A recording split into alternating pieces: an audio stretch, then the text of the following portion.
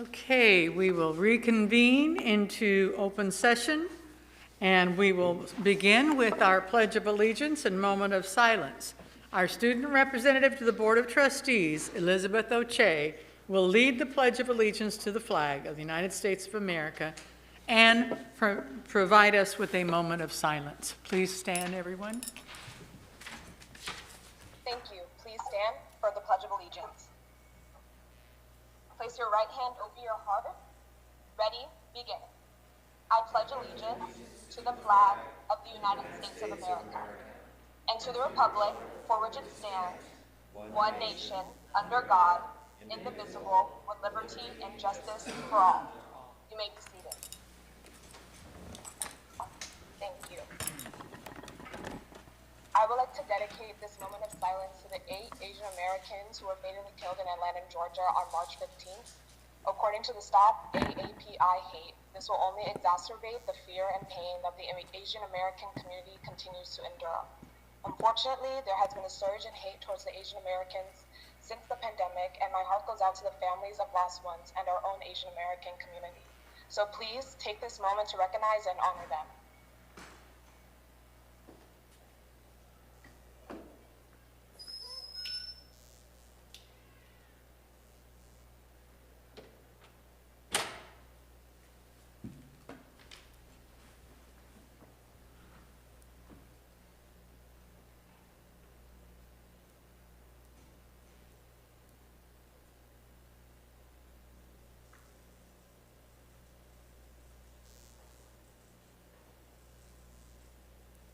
Thank you.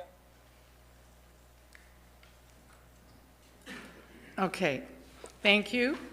Now, the clerk of the Board of Trustees will report actions taken during our closed session. 4.1, no reportable action taken regarding public employee performance evaluation, Superintendent. 4.2, no reportable action taken regarding represented employee negotiations.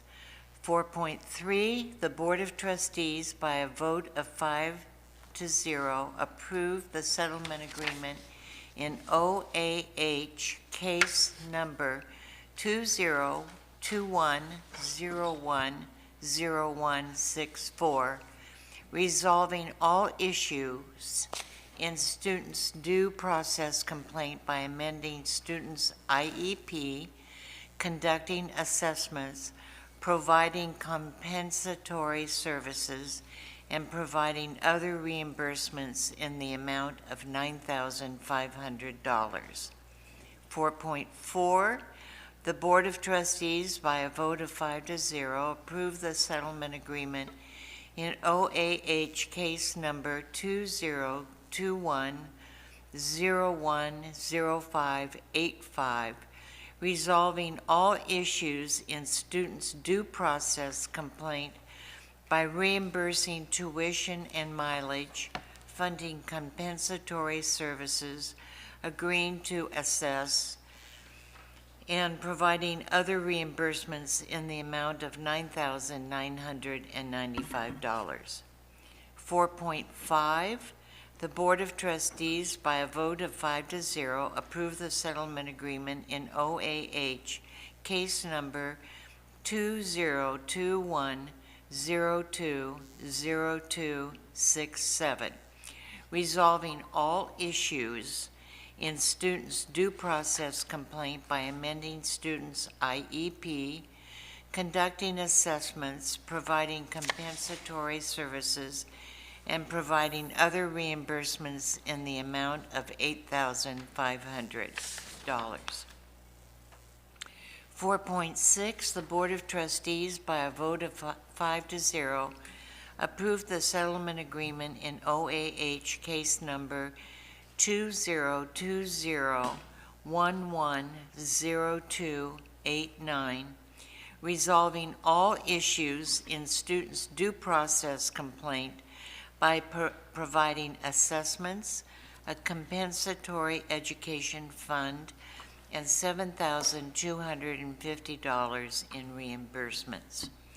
The Board of Trustees, by a vote of 5-0, approved the settlement agreement in OAH case number 2021010609, resolving all issues in students' due process complaint by amending students' IEP, conducting assessments, funding compensatory education, and providing $9,500 in reimbursements. 4.8, no reportable action taken regarding negotiations. 4.9, no reportable action taken regarding personnel. 4.10, the Board of Trustees unanimously voted to accept the agreement with Employee HR 2020-21-139. 4.11, the Board of Trustees unanimously voted to demote Employee HR 2020-21-140. And lastly, 4.12, the Board of Trustees unanimously voted to make the following appointments. Gilbert Amancio, Principal at Brookhurst Junior High School. Yolanda Mejia, Principal, South Junior High School. Thank you. Are we going to invite the principals in to speak? Will that be after my recognition here, or?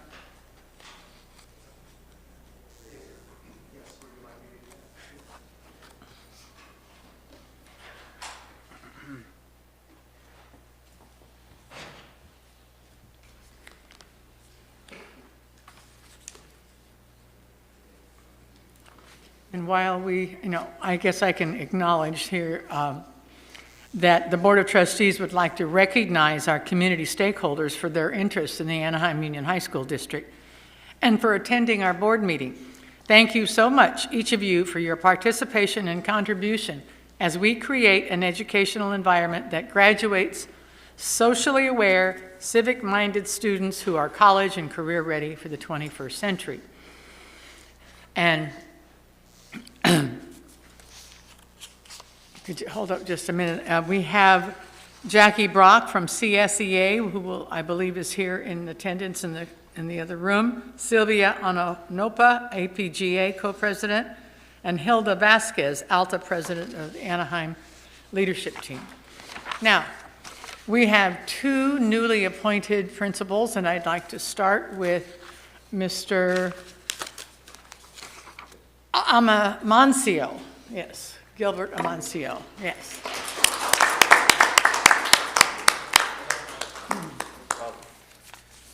Good afternoon, everyone.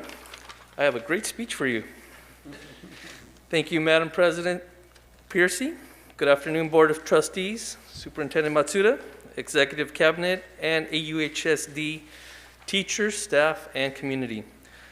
I'm deeply honored and humbled for this opportunity to continue to serve AUHSD and in particular the Brookhurst community. I'm looking forward to continuing the work of being educational agents to support students' development in the 5 C's to be college, career, and life ready.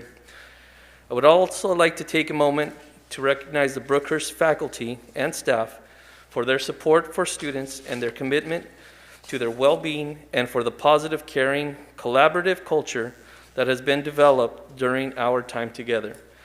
In particular, I would like to thank Ms. Hilda Vasquez for her support and outstanding leadership during these 3 years. It was a pleasure working with you. Lastly, I would like to thank my personal support system, my friends, my wife, sons, and daughter, who inspire me every day to be a better person, always pushing me to the next level. To my migrant education family, who gave me the great pleasure of serving your families and allowing me to experience servant leadership firsthand. You really helped me understand the meaning of life. Finally, I would like to especially thank my 2 heroes, my mother and father. Even though my mother is not here physically, she is here in spirit. To my father, who has always been an amazing role model, I dedicate this to you. Thank you for teaching me that being humble and serving others before yourself is the key to a well-lived life. Thank you very much.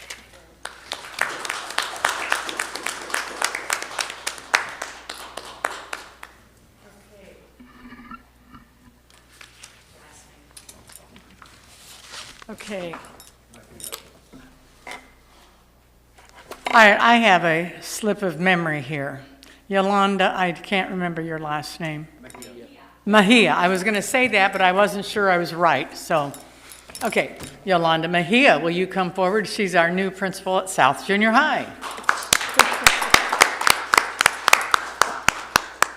Good evening, everyone. First of all, I would like to begin by thanking our AUHSD Board of Trustees, Superintendent Mike Matsuda, and Cabinet for the opportunity and honor of being selected as the new principal of South Junior High.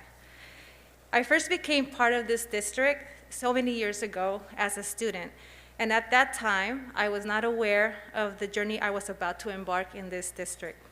I'm grateful for many opportunities, the many opportunities this district has afforded me as a student and as an employee. It is because of this journey that I am dedicated, supportive, and passionate of the work the district is doing to support our students and families.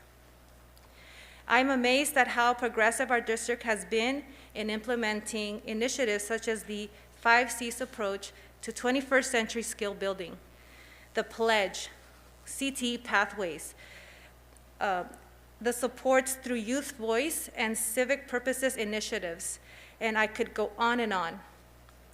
It is supports such as these that will allow our students to embark on their own journeys. I am grateful to all the great leaders I have met along the way. Most recently, Mr. Robert Saldivar, who through his leadership, dedication, compassion, passion, has been a tremendous influence to many of us at our site. I must also mention that I will always have a soft spot for Loera High School, who saw me grow as an administrator. You will always be part of me, Loera team. I will definitely miss the Anaheim High School team, who have been so welcoming and supportive in my short time there. I would also like to thank my husband, Robert, my son Gabriel, my daughter Selene for putting up with me when times got tough or when days got long. I could not have gotten here without all of you. Lastly, I'm very excited to continue on with the great work that Mr. Romero has done at South. I look forward to working with the newly appointed principal, Roxana Hernandez at Catella, and the South and Catella parents and community to create smooth transitions and opportunities for our students. I can't wait to meet you all, South team. Thank you. All right.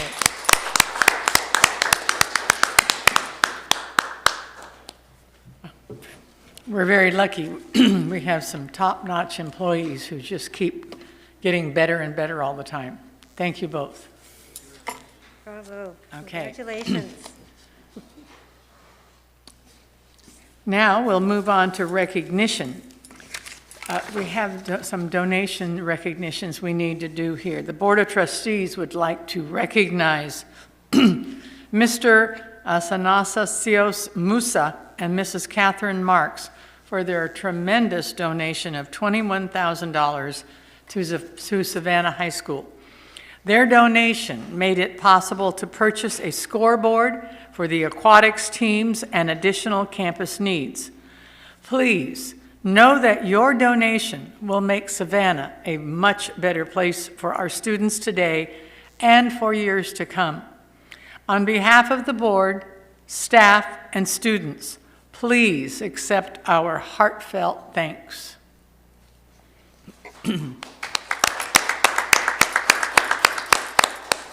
That's just phenomenal. Generosity is outstanding. Right now, that was item 7.1. 7.2 will be the Anaheim Union High School District's Teachers of the Year. The Board of Trustees would like to recognize the Anaheim Union High School District 20 2020 to 2021 Teachers of the Year. Now, each school selected a Teacher of the Year and submitted him or her for consideration for the AUHSD Teacher of the Year awards. A committee then had the very difficult challenge of reviewing the nomination letters for each of these outstanding teachers and then selecting 3 District Teachers of the Year who exemplify the best of the best. These 3 teachers will now be considered for the Orange County Teachers of the Year recognition program. 5 county teachers of the year will be honored at an awards ceremony in November. And our 3 teachers, starting with, now, did you want me to do all this, or did someone else, okay, I can continue. I gotta make sure I'm not stepping on somebody's toes. Okay. Mallory Haida at Gilbert High School. Her subject, special education, 10 years in Anaheim Union High School District, and her special contributions. Mallory's classroom is filled with warmth and inquiry. She knows the story and the need of each student and utilizes relevant information to teach the whole student, and she often spends hours outside the school day to find relevant materials to meet the needs of her students. Mallory is also a teacher leader, and she seeks out information to continue to evolve as an educator and shares this knowledge with her colleagues, all with the focus of doing what is best for students. Kennedy High School's teacher, Paola Rosenberg, teaches Living Earth and IB biology. She has also been in the district for 10 years, and her special contributions. Paola creates a meaningful and engaging learning environment for her students and is mindful of being inclusive of all skill levels. She piloted a website that translates any Google slide from English to one of the Google translation languages in order to enhance access to the curriculum for English language learners. Paola supports staff as Kennedy's current education technology coach. She has made herself available to teachers during working hours and beyond, often taking evening calls to provide assistance. She is caring and energetic with her students, as well as creative in her lessons. Then Magnolia High School teacher, Katrina Mundy. She teaches English, and she has been with Anaheim Union High School District for 17 years. And her special contributions: Katrina leads by example and ensures that her students feel welcomed, safe, and respected every single day. From the start of the pandemic, Katrina has been instrumental in organizing food deliveries and essential items for students and their families. She founded a nonprofit called SAFE, Sentinel Assistant Funding Essentials, and has raised several $1,000s for Magnolia families. Katrina is an excellent teacher. She's a natural philanthropist and a kind-hearted individual. These are our 3. And we're behind them to be part of the 5 that come from Orange County. We always win something, and we're good. We're good. Okay, item 7.3 is Kindness Matters Awards. And I'm going to have Rita Ray come forward and do this particular item for us. Good evening, Board of Trustees. Good evening, Cabinet and community. In 2011, the Board of Trustees recognized that kind acts can impact others, can impact with generosity and inspire them to be kind to others. Tonight we honor more than 30 individuals with our Kindness Matters Award. The first recipient of our Kindness Matters Awards tonight is Linda Wong, parent, Oxford Academy Boosters Board. Next slide.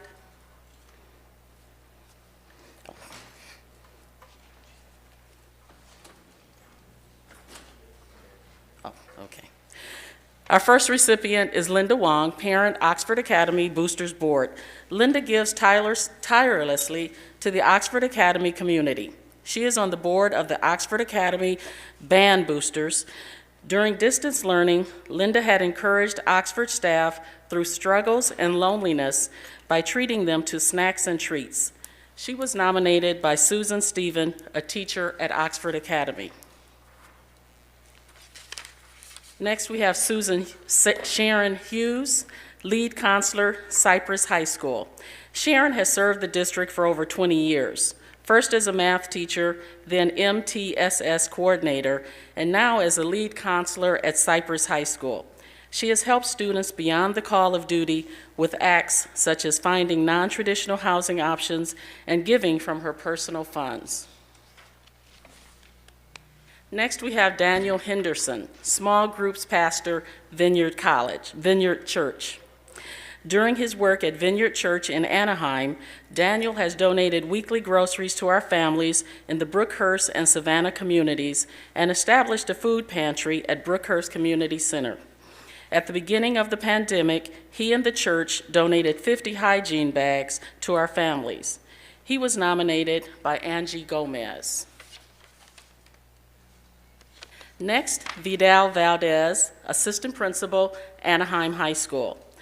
Vidal, an assistant principal at Anaheim High School, is also an alumni of the school. He has returned to the community to help where he grew up. He takes time to meet with students and families. While that may be part of an administrator's responsibilities, Vidal uses his time in the evenings and on weekends, and according to his nominator, it's how he meets with students and parents. Care, calmness, and follow-up are his notable attributes, according to his nominator, Allison Conrad. Erin Doherty, teacher, Cypress High School. Erin goes beyond her regular duties as a science teacher. She supports students in many committees related to social justice. She is the school's Social Justice Club advisor, a co-advisor of the Black Student Union, and a member of the district's Black Lives Matter Task Force. Most importantly, she listens to students' concerns and follows up with administration on their behalf. She was nominated by Marion Stewart, Cypress teacher. Robert Pacheco, community member, Nextdoor app. Robert is a community member who has donated office and school supplies for our students. He has also provided food donations as well as assistance for struggling families during the holidays. He was nominated by Lisa Cruz, Senior Administrative Assistant at Savannah High School. Elizabeth O'Shea, Student and Choir President, Kennedy High School. Elizabeth is a student at Kennedy High School. According to her nominator, she goes above and beyond as president of the Kennedy Singers Choir at the school. In addition to being an outstanding student, Elizabeth is the student ambassador for the AUHSD Board of Trustees. She was nominated by choir teacher Janae West. Lana McKenzie, psychologist, Western High School, SYS. As a school psychologist, Lana supports staff with IEP preparation and review, supports students with counseling needs and coordination of services. Beyond that, she gives an extraordinary amount of her own personal time and does so with care, concern, and kindness, according to her nominator, who wishes to remain anonymous. Julianne Rial, teacher, Anaheim High School. Julianne is a teacher at Anaheim High School, but she goes beyond her regular curriculum. During this time of distance learning, To meet students' emotional needs and to help them reduce stress, she offers live cooking lessons on weekend mornings. Jeannie Beckett, teacher, Oxford Academy. Jeannie organized the Ladies of Oxford luncheons. During the workday, which can be stressful and where teachers often work in silos, Jeannie opened her classroom during lunchtime for women to gather, eat lunch, share stories, and play bridge. During distance learning, Jeannie connected by sending cards and doing check-ins. Jeannie's nominator wishes to remain anonymous.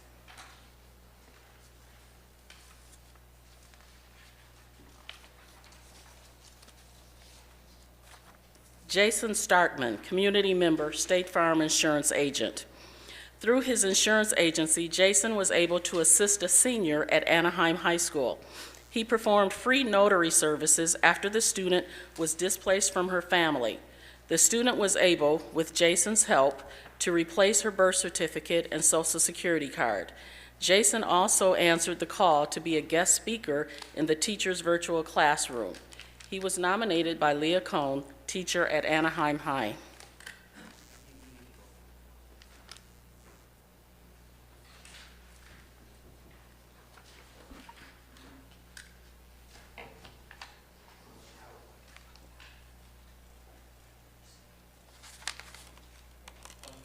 Okay, I don't think I did Kyle. Okay. Sorry, here we go. Kyle Cleveland, pastor, Saddleback Church. Kyle is a campus pastor at Saddleback Church. The Anaheim Church has provided several community building activities to help connect families with staff. Besides an ongoing food distribution, Saddleback has held a paint night and a cookie decorating event. They have also stocked the Savannah High School Parent Center with essential items such as toiletries and school supplies for struggling families. He was nominated by Mike Pooley, Savannah's principal. John Thomas and Cree Vang, pastors. Anasias Musa and Catherine Marks, parents. As pastors at Mariners Church in Anaheim, John Thomas and Cree Vang have been instrumental in providing donations to several schools. Savannah High School was the recipient of teacher care packages from the church. Savannah parents, Drs. Musa and Dr. Marks, shared how hard the staff works to serve students and families, prompting the donations. They were nominated by Mike Pooley, principal, Savannah High School.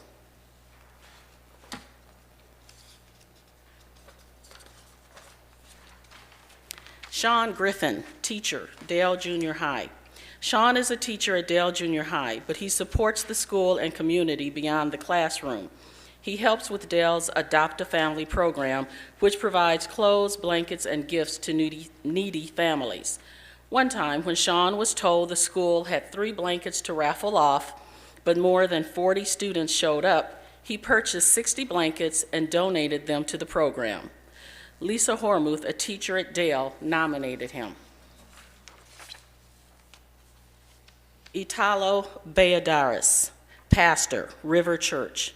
As pastor of River Church, Italo has been assisting Savannah High School for the past 2 years. One example of the compassion shown our community was when a family was evicted from their home. The church went to the family's new apartment and completely furnished it. He was nominated by Maria Trujillo, faith specialist. Maria Olivas, parent and executive parent ambassador, Savannah High. As a parent volunteer at Savannah High, Maria has helped with monthly food donations. According to her nominator, Maria has a job that requires long hours, but she continues to give her time to the community. Nominated by Maria Trujillo, faith specialist. Sophia Chicas, student and president of Kindness Club, Walker Junior High. Sophia is an 8th grade student at Walker Junior High School. She is also president of the school's Kindness Club. Each week, she connects with other students virtually and leads them through games and activities that promote kindness. Sophia was nominated by Assistant Principal Jennifer Sasai.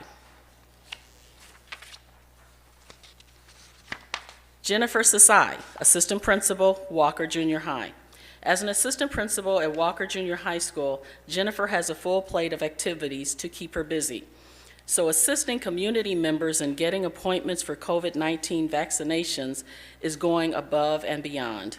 Jennifer made phone calls and posted links online to assist people who were having difficulty securing appointments. She was nominated by Brookhurst teacher Eve Sullivan. Natalie Rodarte, student and vice president, PALS, South Junior High. Natalie, 7th grader at South Junior High, is vice president of peer assistance leadership at that site.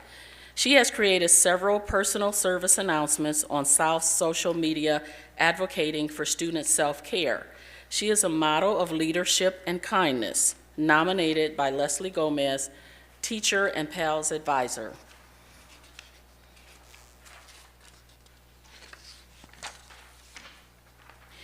Edgar Munoz, manager, Home Depot.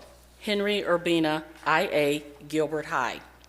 Henry is an instructional assistant at Gilbert High School. He was able to facilitate a connection between the site and the Home Depot in Stanton, where Edgar is a manager. That connection with a community member resulted in a donation of arts and crafts supplies and pumpkins for painting and carving. Their nominator was Gilbert teacher Candace Sosa.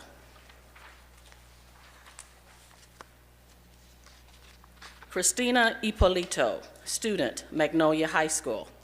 Christina is a student at Magnolia High, and according to her nominator, Christina is always the first to share something good, to brighten someone's day as the students navigate distance learning.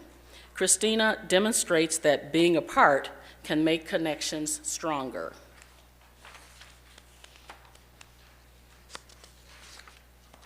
Margaret Betty Dalkey, retired secretary, Savannah High.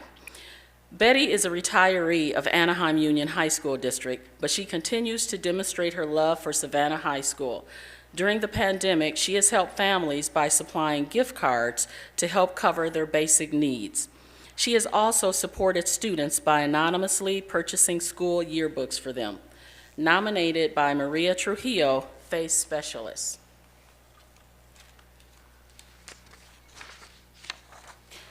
Alejandra Bagara, Parent Ambassador, Savannah High. Alejandra is the Parent Ambassador at Savannah High. She has volunteered at the school, and during distance learning, she has sent daily inspirational messages. Before the pandemic, when students gathered in the Parent Center during lunch, she provided treats for them and would later help clean tables. She was nominated by Maria Trujillo, FACE Specialist. Samantha Hernandez, student, Catella High. Samantha is a 10th grader at Catella High who goes out of her way to help her peers in the English Language Development Program. She volunteers to meet with students in the school's online ELD tutoring group. She also assists students while in virtual breakout rooms. Samantha was nominated by teacher Mindy Lorden. Veronica Cabrera, Raquel Lizarraga Miralda, and Haide Berber, Language Testing Assistants, English Learner Office. Veronica, Raquel, and Haide are language assessors with our district. They have gone above and beyond during this time of distance learning. Since July of last year, they have continued to meet in person with students to administer assessments and provide support for our English learners. Nominated by Dr. Renee Bryant, Director of English Learner and Multilingual Services. As you can see, all of these recipients have gone above and beyond to show generosity and kindness throughout this community. We want to thank them and let them know that we appreciate them. Congratulations to all of our recipients. Let's give them all a big hand.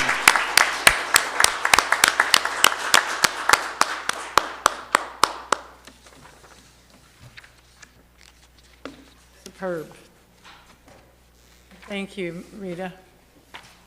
I love this program. Pardon? I love this program. Oh, I know. And it's just, it's amazing what some of our people do, and it's just, it's phenomenal. Okay. Item 8 is reports, and we'll have first our student representatives report. Elizabeth O'Che. Do we have connection with Elizabeth?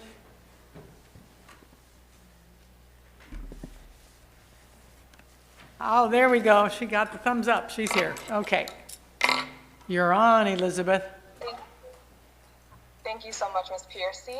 I will be recognizing a few schools this evening, starting with Anaheim. Their ASB is aiming to create a positive atmosphere where students step on campus for their cohorts. They've been making positivity posters as a way to make someone stay. Also, their student ambassador is organizing a processing circle surrounding race and ethnicity that will allow students a safe space to talk about the challenges they face. At Gilbert, they have done a week of wellness that is geared towards maintaining a healthy lifestyle and building strong habits. At Magnolia, they are hosting a school-wide fundraiser. As a way to get excited for graduation, they are selling their own lays as a means to give back to their school and community. At Oxford, their school organization, Youth Philanthropy Worldwide, hosted a benefit concert to raise money for Laura's House. Laura's House is an organization dedicated to housing survivors of domestic violence. And for a spotlight student moment, Colin Doss has made it to be among the top 10 saxophone players in Southern California and was chosen to audition for the All Southern Honor Band. Lastly, as the district is preparing for the next school year, I think it's important to note how instrumental the rising seniors will be in establishing a positive school climate and culture. Half of each site student body will be stepping onto campus for the first time in 2021 for the 2022 school year, and their needs need to be intentional and implemented in resources and ways for students to easily transition from online to in-person. And I want to stress that we can be prepared in helping all students for their upcoming return to campus. Thank you, and that is all for my school report. Thank you, Elizabeth. Okay, moving on to 8.2, we will have the reports of our associations. The officers who are present from our district's employee associations will be invited to address the Board of Trustees. I believe we have some that are waiting, or would you like to start? Okay, our Mr. Carl Waddell will read for ASTA reps that are unable to be here. Thank you, President Piercy. Yes, unfortunately, the ASTA representative was unable to attend this afternoon and so asked me to read the ASTA statement. Trustees, Superintendent Matsuda, Cabinet, and public at home. Our association report tonight is based in hope and optimism. For the first time in over a year, all signs seem to be pointed in a direction that will bring our students, teachers, and families back together in the near future. We continue to work as an association to expand the learning cohorts that began last week as more and more of our members become vaccinated. We have seen member posts on our social media showing their work with students on campuses with the joy it is bringing to all involved. We have also seen posts from VAPA programs, athletics, student governments, and others as we safely begin to bring our campuses and communities together on a path to a full reopening in August. Our teacher input group continues its work on a weekly basis to plan the path forward with the district. These relationships that have been fostered have not only been invaluable to what we have been able to do for students during this unprecedented time, but they are primed to help us move forward with what we have learned to make the public schools in our district second to none as we come out of the pandemic. Looking forward now includes visions of graduations, an expanded offering of in-person summer school programs, and welcoming all of our students back to campus at the start of the new school year. We also want to thank the AUHSD board for all of the work and effort that they have put in this year. As elected leaders, the appreciation of our community has also come with questions, concerns, anxiety, and sometimes anger at a relentless pace. Through it all, AUHSD has had thoughtful discussions, made plans in earnest, changed plans when necessary, and held together with the goal to serve our students, community, and employees as best we could. We have not always garnered unanimity or even consensus as we move forward, but our relationships have allowed us to be honest with each other and in the end to move forward together. I would also like to specifically thank Trustee Smith this month for stepping up and publishing a letter to the editor in the Orange County Register. With so much passion and frustration building up over the last 13 months, it was incredibly important that the public hear about all that has gone on while every school has been open this year, whether campuses were safe for a return or not. We have faced more adversity than just about any community in the county during this pandemic, and it will make us that much stronger on the other side.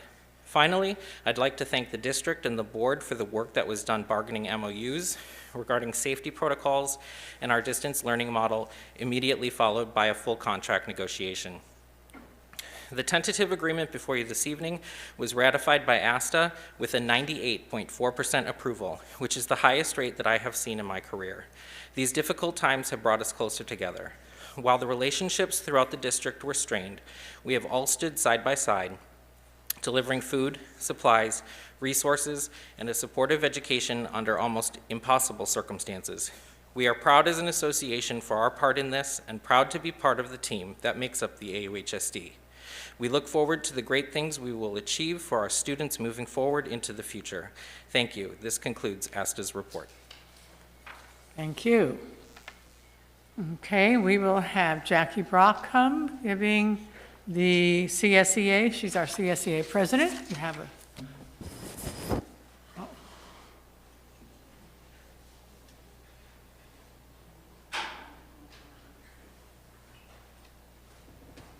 Hello, it's nice to see everybody, all of you. Unfortunately, my report is not going to be as wonderful as Grant's was as far as our memberships are going. I've been asked to make sure that I bring this forward to you so that you can hear it directly from us in a couple of different areas in which I'm going to speak on. One of the areas that is very bothersome to many, not just our members, but this new position of Executive Director of Fiscal Services. This position is a new position for our district. It has never been utilized in the history of our district at this point. And basically, it is an upgrade to Jerry Shenarian's current position as Director of Fiscal Services. The problem that is really circulating, in our opinion, is that this position will be funded through one-time monies to begin with. That being said, what are we going to do and how are we going to be looking going forward and paying for this position at such a higher rate? We do know that we'll be deficit spending. We do know that we're going to be dropping in our ADA in 2 years. The money is going to be lessened, and that's only going to lead further into layoff possibilities and other factors, which doesn't sit well with all of us, to be honest. I sat down with Nancy, we discussed this and where she was coming from, but at this point in time, we don't feel that it's necessary to go this route and that we should be sitting back and taking some time to see this through. On the same lines, we have another position that's being created, a brand new position, and it's going to be called the College and Career Readiness Specialist. And one thing I did forget on the other position, it also is going to require hiring of different other positions as well, as an analysis position, and then it'll probably lead to secretarial staff and other creations. This one here is a brand new position. It will work underneath the counseling area. It also is being funded with one-time monies.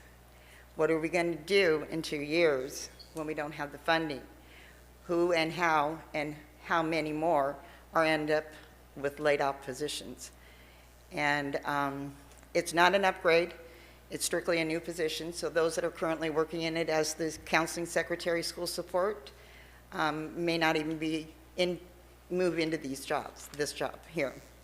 So it falls in the same line, deficit spending, what are we going to do in the future and how are we going to relate to that?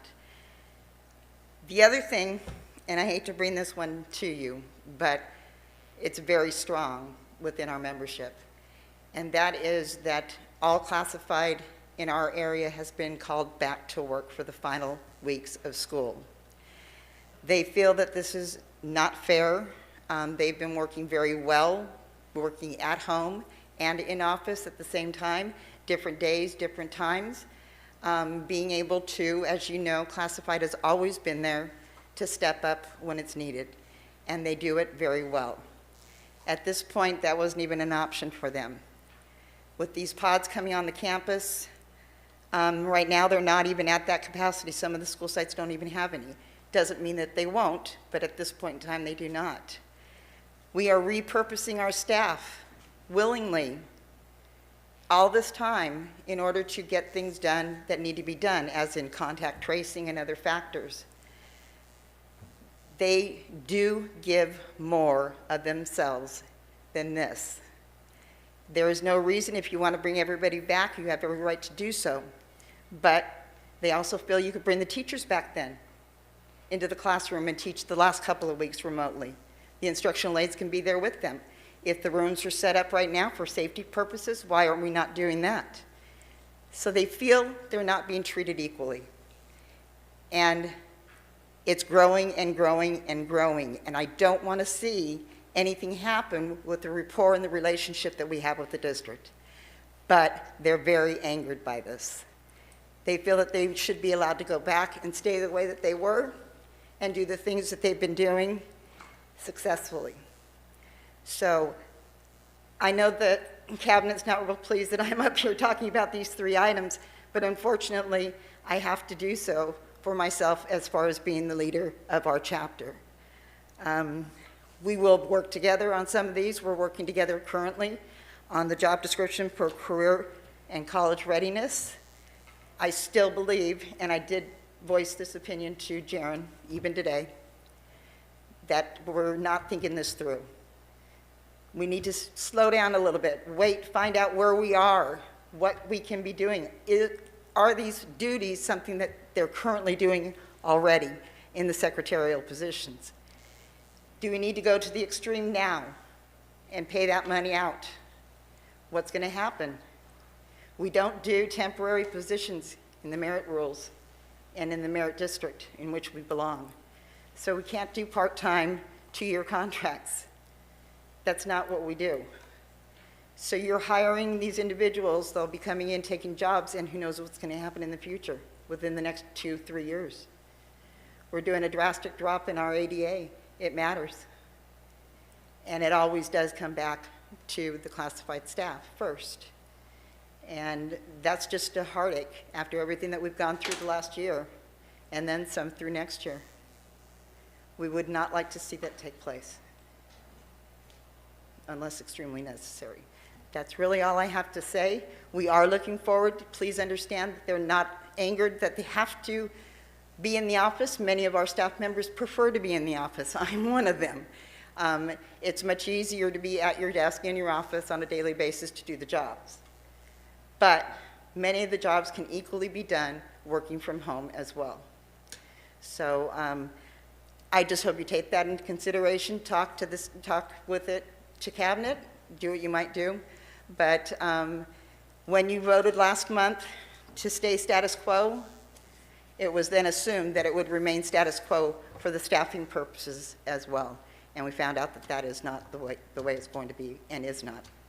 So I don't want to see them cutting things short, not being available for things, volunteering for things, as we all know they do a great deal of, and aren't patted on the back because they don't make a big point of it. But so they're asking me to bring it forward, and I have to, because I do believe it's necessary that you understand and hear that viewpoint and opinion. Other than that, I look forward to working together with Cabinet and everybody to try and get this eliminated as far as the tension goes. We'll see what we can do to do that. But I hope that you take some time to really think this situation on the new positions as well, with the deficit spending coming up the year after next year. Sorry, I forget to breathe when I'm talking. So that's all I have to say. We welcome the new year. We welcome the students coming back. We have no problems with any of that. But this is really for 8 weeks worth of work. It doesn't make much sense to do what they're doing right now. So that's all I have to say. I hope you all have a good night. Thank you. Thank you, Jackie. Okay, moving on. Where did my list go here? Okay.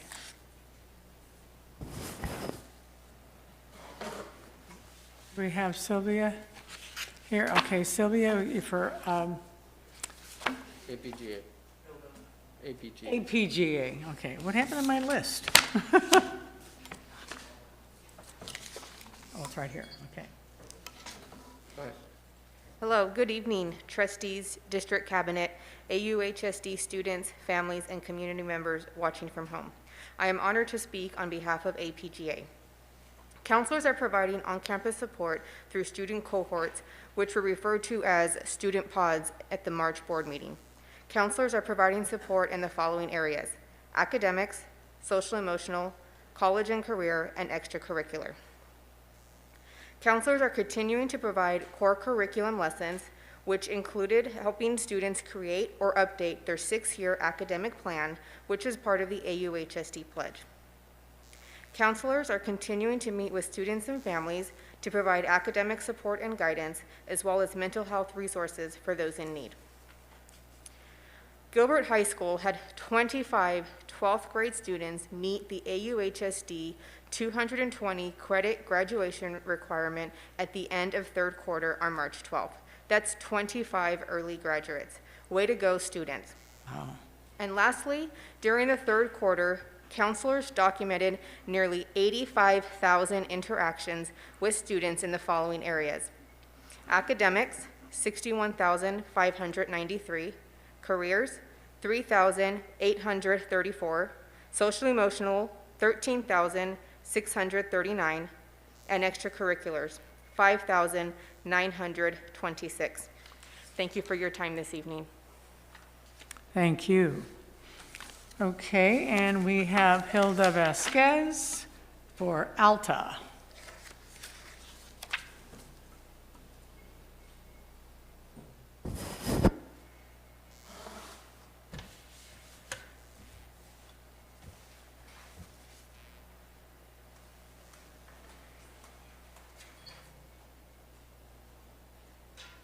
Good evening, Madam President Piercy, Board of Trustees, Superintendent Matsuda, Executive Cabinet, parents, AUHSD staff, community members, and students watching from home.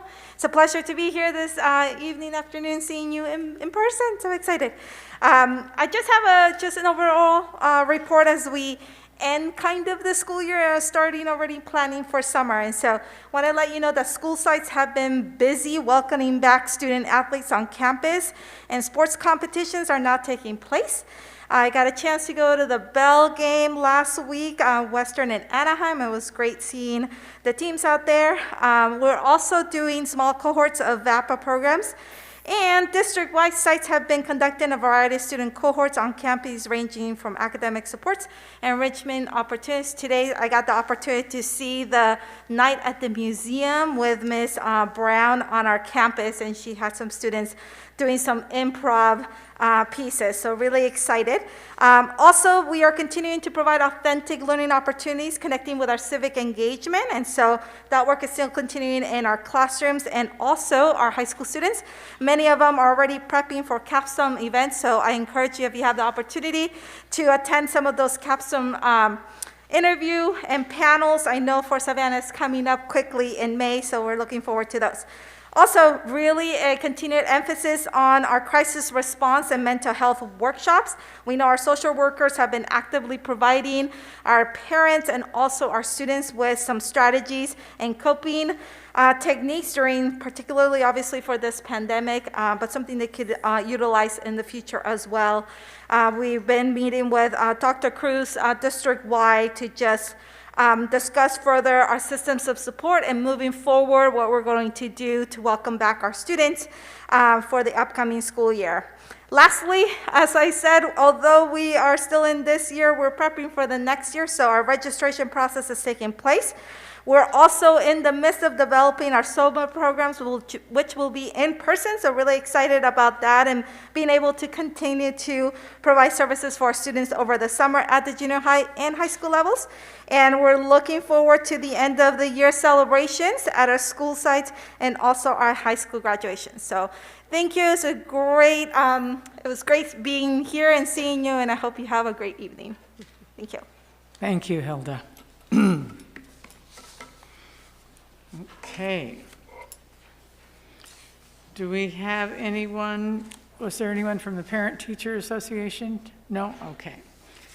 Okay, well, we move on to number 9 in our presentations. 9.1 will be our first design build solar photovoltaic PV system, power purchase agreement, PFMG Solar LLC. And I am going to defer to Patty Neely, Adam Todd, and Michael Beverly for this presentation.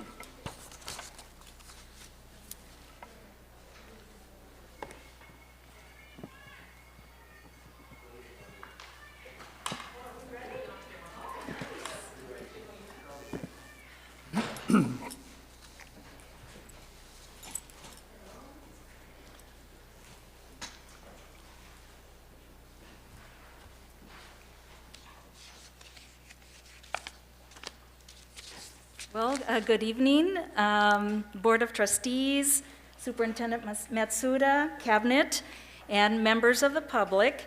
Today, we're here to present on our very exciting project. It's the district-wide solar implementation project. And I'm really honored, actually, we're very honored to be here because it is actually the first presentation since the pandemic. So in-person presentation. So, and we're kicking it off with this wonderful project that we're here to discuss.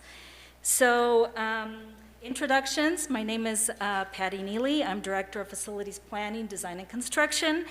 And to my side we have Adam Todd from Cumming Corporation, Cumming Management Group. Todd is a project manager, senior project manager, and then we have Mike Beverly. He's an executive with the PFMG Solar. They're the solar company that will be hopefully constructing all these solar structures on our campuses. So together we will be providing a background on the selection process, how we got here. It's been pretty extensive. If you just consider the time it took from the moment we issued the RFP to this moment now, it's been about 18 months. But judging by the box I have in my office and the stack that I have on my desk, it's been more like three and a half years.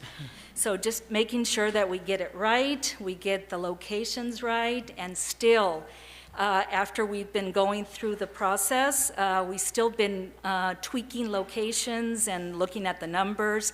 And we're here today really comfortable with what we're presenting. I think we have a solid contract that we would like to present for you for ratification. And the numbers are quite fabulous. So these gentlemen here are going to discuss that. They're going to provide actually some of the details of the contract. And what I would like to do is just kind of give a background, especially for the public who need to understand what kind of process we went through. So that they know that this is something that's been vetted for quite a while. With the part of the discussion that we're going to be items that we're going to be talking about is the PPA. It's a power purchase agreement. That is how we're going to procure the installation of the solar structures. They're all going to be going on parking lots. And we're also going to be talking about the cost benefits to the district over a period of 20 years. Also, we're going to be discussing other aspects of the contract, including how this PPA or the installation of the solar carports or just bringing solar to our district will enhance the learning experience of our students. Additionally, we're going to be talking about outreach opportunities that we're going to be providing, our communication with the sites and with the community. Overall schedule information, there's still the schedule is still being refined, and it's going to be more what we're going to discuss today is more broad brush. And also other things that we will be discussing is the solar system monitoring equipment. and a dashboard that will be part of our, basically posted on a website. And I know Mike will be talking about that a little bit more. So before we turn it over to all the details of the contract, I just want to go over just historical background of what our process was like during the 18 months. So I would say in September of 2019, we issued an RFP to companies that would be interested in providing their qualifications and proposals for our district-wide solar program. We had in September, we had about 31 contractors that walked sites with us for 2 consecutive days. A month later, they turned in their proposals. The 31 contractors that came actually represented 13 companies. Of the 13, only 8 turned in their proposals in October, and at that time, that's when we started reviewing the RFPs for completeness. That's the first thing we do, and also reviewing them just to make sure that the completeness, right, of the proposal, and also just to make sure, looking at what those numbers are. After that, we narrowed it down to 3 companies. We came to the board, back to the board, to request authorization to start the procurement process using the Government Code 4217.10 to procure energy conservation contracts. And at that moment, after that, it took us about a year to narrow it down from 3. We interviewed 3 companies with the assistance of Cumming Corporation, staff from facilities and staff from our M&O department. And within that year, we narrowed it down to 2 more companies. And then that was the opportunity when we went back and really looked at the locations, looked at the numbers, and we determined that one of the companies provided the best value to the district, and that company is PFMG. So with that, in November of 2020, we came back to the board just to basically ask authorization to start negotiating with PFMG. And 3 months later, we're here, and we feel we have a solid contract with a pretty nice rate, and really we're seeking to receive your favor as far as ratification of the contract after you hear what we have to say here in the presentation, all the details and everything that we're going to get. So with that said, I think at this point I'm going to turn it over to Adam and then Mike. At the end, we will have, we'll open it up for questions, but I also want to mention before I turn it over that we had assisting in this entire process, Jennifer Keys. She's the procurement contract specialist from facilities, and she has done a wonderful job for us. So kudos to her.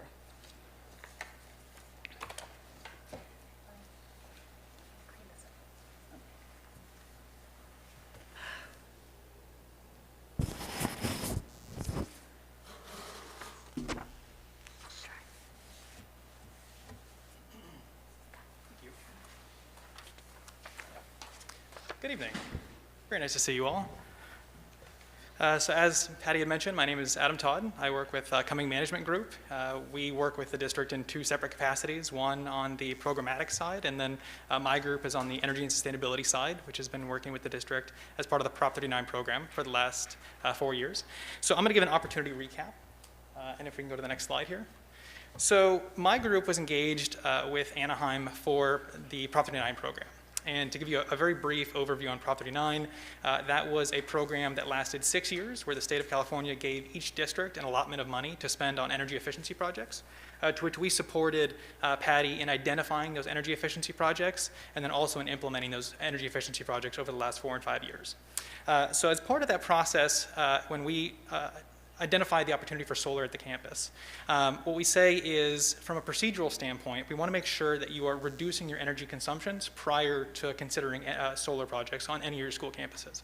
And the reason being is when you're sizing a solar system for any particular campus, you're sizing it for the consumption that you have on that campus. So if you don't reduce your energy consumption and you go and you build these very robust systems and you reduce after the fact, then you're paying for all of this construction work and all of this energy based on consumption that's no longer available. So what we do here is we take the opportunity to reduce your energy consumption at all the campuses, get you as efficient as we can, and then we consider solar after the fact and make sure that we're sizing your systems correctly. So in the beginning, what we did is we looked at the Prop 39 program as an opportunity to identify energy efficiency measures within the electrical systems, the lighting systems, the heating and ventilation, the mechanical equipment. And over that process, we found about $500,000 a year in annual energy savings, and that's utility bill cost savings, as well as maintenance that goes to the district. And the total program was about $7.4 million for the Prop 39 program. So that's the opportunity overview. So then it transitions into the solar project itself. So after we've gone through and we've done our assessments and our installations of the energy efficiency projects, then we move into identifying the opportunities for solar. So in this case, what we did is we did a solar feasibility study, and that takes place by going to each of the individual campuses the district has, identifying opportunities for where solar can be placed, how much solar can be placed, where the runs go to your main electrical gear in order to connect these systems, and then what are the best opportunities for laying those systems out to get the most maximized power out of those systems. We can go to the next slide here. So after, yes, please. Question. Absolutely. On slide 3, you mentioned 546K energy costs per year. Yes. That's not cumulative, but that's every year, that's our savings? Yes. So that is on an annual basis. All of the schools that were impacted by the energy efficiency project that were done, the delta between what your original consumption was and the consumption after those projects were installed, that's the benefit that the district receives by installing those projects. So I'm going to ask her off the top, well, it's not off the topic, but it's kind of concerning this, is that I know we hired an energy efficiency manager. The manager is still in place? Yes. And what does that have to do with this in terms of, I mean, if these guys have done that work, I'm looking at that position now in my head as like a extra position that we don't need. This is just for the project itself. Then as far as keeping up with the records and all the maintenance and the energy efficiency that happens throughout the year, once we're gone, it's still with the energy manager. And So our energy manager is also managing the HVAC technicians and other trades, Okay. not just energy. And what I would also say to that effect is the $7 million that the state gave to Anaheim to spend on energy efficiency projects is a fraction of what the total identifiable opportunity is at the district. There's no way that could sufficiently handle all of the energy efficiency measures that could be identified and completed. That was just a portion of it. So what we did is we took our priority list and said, what's the low-hanging fruit that we can identify and spend those dollars, get them in the ground, and really get some energy savings going, and leaving some of the harder stuff to be identified and continued later on as the program wound down. Absolutely. Lighting systems are typically it. Yeah, and it's, so I would say, an opportunity where you have the ability to do a plug-and-play system, where it's, let's say a lamp comes out and a new lamp goes in. That's really the easiest one. It's the most cost-efficient, it's the cheapest to put in, and it has the easiest payback opportunities. And then as you scale up the opportunity scale there, it gets into full lighting system replacements and then controls. And then as you get further down the chain, it's HVAC equipment, mechanical equipment, and so on and so forth. Well, I mean, Mike, maybe what you could do is, I'm sure the rest of the board would like to hear it, is maybe in a Friday letter to give us a little bit about the energy efficiency manager's job description and what they're doing now compared to what they were hired for, right? And I want to see the cost-benefit analysis of that position. I think when we hired them, if I'm not mistaken, at some point in time, we said that we wanted to see that cost-benefit analysis on a at least a yearly basis for us to figure it out. So I think this will give, this is a timely discussion, so maybe we could have that in our Friday letter.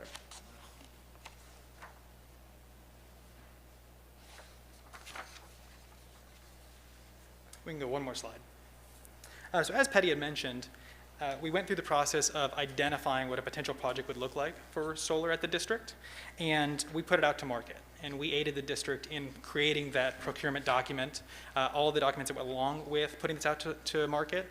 We aided in that process. We helped bring contractors to the bidding process and helped evaluate when the bids came in order to determine who was the most responsible bidders. And as a result, this is what you see here as the potential for the district to be receiving as a benefit of this project. So just going down the list here, in terms of robustness, this is one of the larger projects that you're going to see in terms of solar at any district. For us at Cumming, this is one of the bigger projects and one of the most that we're proud of due to its size and the complexity of just getting this to market. So we're very happy with how this project is turning out so far. The way that this works is it's done through a power purchase agreement. We'll get to that a little bit later in our presentation here, but that's a mechanism for procuring a project without paying any capital upfront, and you're paying through it through energy costs over time. And so this power purchase agreement was done over a 20-year period, which means that you're paying for the entirety of the project over 20 years. You're not paying for it right up front. In terms of your district sites, all the sites were considered and all the sites were included. So we'll get to another slide here that shows the sizing at each of the sites, and we can go through why they were chosen that way and how they're going to be allocated throughout the project. In terms of your energy rate, so this pertains to what you're paying for the actual utility cost. So all of us have utility bills at home. We all pay some rate per some unit of energy. This is what you're paying to the contractor for the duration of that project. So the way that this works is as you consume energy, you're paying this flat rate for all of that energy for the 20 years. There's no escalation, there's no increases. It is that flat rate for the next 20 years. Whereas through APU or Southern California Edison, the expectation is that they will raise rates somewhere between 3% and 5% every year, annualized over the next 20 years. And so that rate that you would see will be quite a bit more expensive 20 years from now versus what the solar contractor will be providing you. And the way that works out is, in theory, a $14 million net benefit over that 20-year period, and that factors in utility cost escalation and bringing the future dollars back into present dollars. Next slide, please. What is the 12.6 MW? Yeah, so that is the size of the collective systems. So on the next two slides, I'll show you what each school is going to be receiving in terms of the size of the equipment that's going to be installed. The aggregate of that equals 12.5 megawatts of power. And if any of you understand how much power you consume at your house, that's quite a bit of power. You probably consume maybe 1,000 kilowatt hours a month.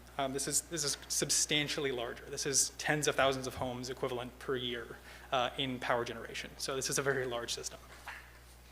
Let me ask you the question about. Please do. I know you mentioned Edison and APU is Anaheim Public Utilities, right? Yes. Now, have you already worked it out with APU in terms of, I know at some point in time, I think they didn't really support us having solar. Right. So APU has joined now. They do accept power purchase agreements, and what's going to be done is there are phasings of the entire project that I'll get to in a later slide, and I'll call out when the process of engaging the utility company as well as having them do the interconnection agreements will happen. Next slide, please. So from a project overview standpoint, I'm going to go through all 20 of these, and what I'll say is each one of these was identified. This system size is a combination of the utility consumption that is currently taking place at that site, as well as the size of the available space that we can put solar and the orientation of those parking lots. And that's how we really come to a total sizing of these system sites. And as you'll see, there are some sites that are larger and some sites that are smaller, and that has to do specifically with consumption at the site. Some sites consume more than other sites. Some sites have better parking lots than other sites. They're better oriented, they're larger, they have more capacity for bigger offsets.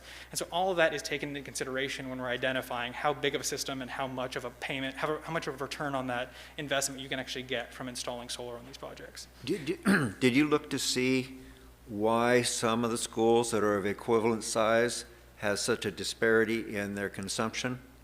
And why one campus is consuming more than the other? Yeah, so that's one of the factors. I wouldn't say that's the exclusive factor for why one system is larger than another. A lot of times it actually has to do with parking lot sizing, orientation, and sizing. So some parking lots you'll have is a north-south, which is not as good as one that is an east-west because you have different orientation of those solar panels. Some parking lots are bigger than others and better configured to allow a very large, robust system to be placed, where others are small and more compact, and you can get 1 or 2 array sizes in those parking lots. So there's several factors that are impacting that. What I will say is it really just comes down to looking at all of it from a return standpoint when we modeled all of these projects. And these were the numbers that came back the best. This is the best return for the district at each of these given sites. Maybe I didn't say it right. These numbers here, this is the current consumption? So that's not the current consumption. This is the current sizing of the system that they're going to be installing. Okay. Can I ask a question too? I mean, because you're saying it's the configuration of the parking lot that makes a difference, because if you have north-south, you're not going to do as well as an east-west.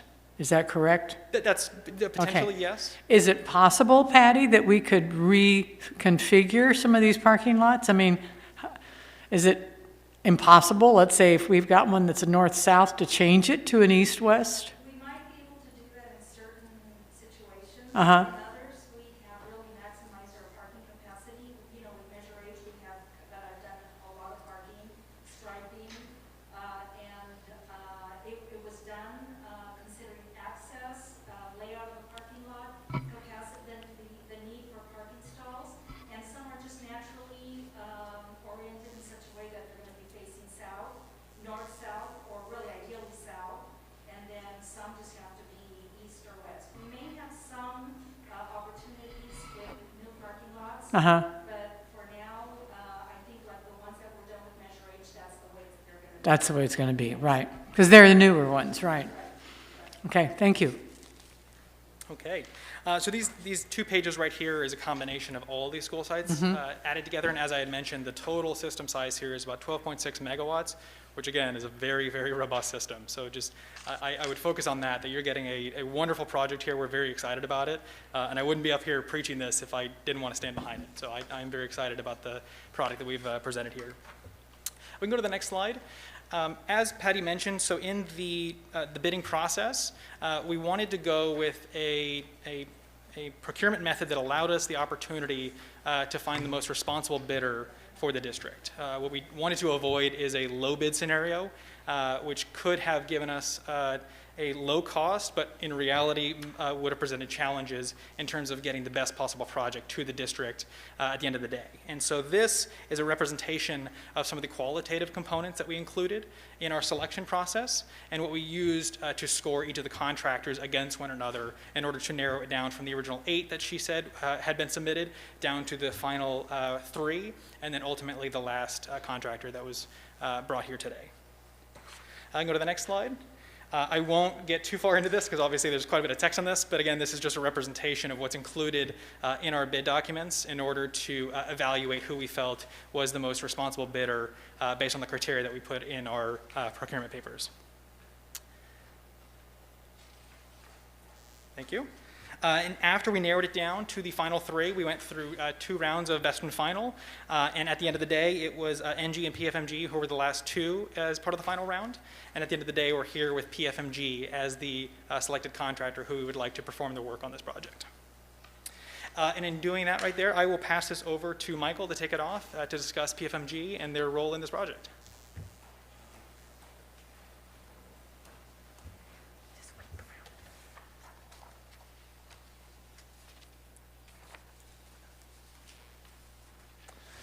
Well, thank you, Adam, and thank you, Patty, for the nice introduction. And thank you to the team here at the district and at the board for having me here today to talk a little bit more about this solar project. As Adam said, my name is Mike Beverly, and I'm with PFMG Solar. We are an Orange County-based solar energy company that does solar projects for school districts. So in total, we've built solar for 37 different school districts in Southern California. Locally here in Orange County, we've done the work for Tustin Unified, Fullerton School District, Saddleback Valley Unified, as well as we're under contract with Buena Park School District and Los Alamitos Unified School District. So we are the #1 provider of solar energy projects for school districts in Southern California, with a total of 37 districts and almost 400 individual schools for solar projects delivered, just like the one we're talking about here for Anaheim High School District. Could you go to the next slide?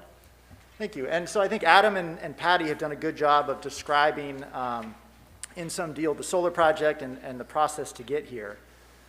In addition to that, there are a couple other elements to this project that are also included that we thought was interesting and would be important for you guys to hear about. The first is that each of your schools will now have an electric vehicle charging station included as a part of the project. So each station will have 2 ports so that electric vehicles can be charged on site by folks that are visiting the district. In addition to that, as a part of the solar project, we're bringing only top-tier, high-quality components and contractors as a part of this project. That includes Hanwha 425-watt modules, which are first-in-class, investment-grade solar modules manufactured in South Korea and among the most efficient and effective solar panels available in the market. And in addition to that, in addition to the components and the equipment that we're bringing as a part of this project, we're also working with first-in-class contractors and partners on this project. Specifically, our selected electrical contractor is a group called Rosendin Electric, which is a NECA contractor, which means that all work will be provided by IBEW union electricians. And in addition to that, Rosendin's a group that we've been working with at PFMG Solar going all the way back to 2010 on our first project. And so we know that they have the quality and the team to deliver on your project. But they're also located and have an office in Anaheim. So they have a broad and a robust presence here right in the community with a large office right off of South Anaheim Way near the 5 there. So they're our preferred contractor and one of the groups that we bring as a part of this project to help do the work of solar at your project. In addition to that, as Patty mentioned, each of your individual sites will have an online production dashboard that will be accessible to the public, to the staff, and to the board members as well. So you can monitor hour by hour, day by day, the performance of each of your solar systems down to the hourly production of the systems. And so we've seen that that's a nice way for the district to be able to see what's going on with the solar systems that are operating at their campuses.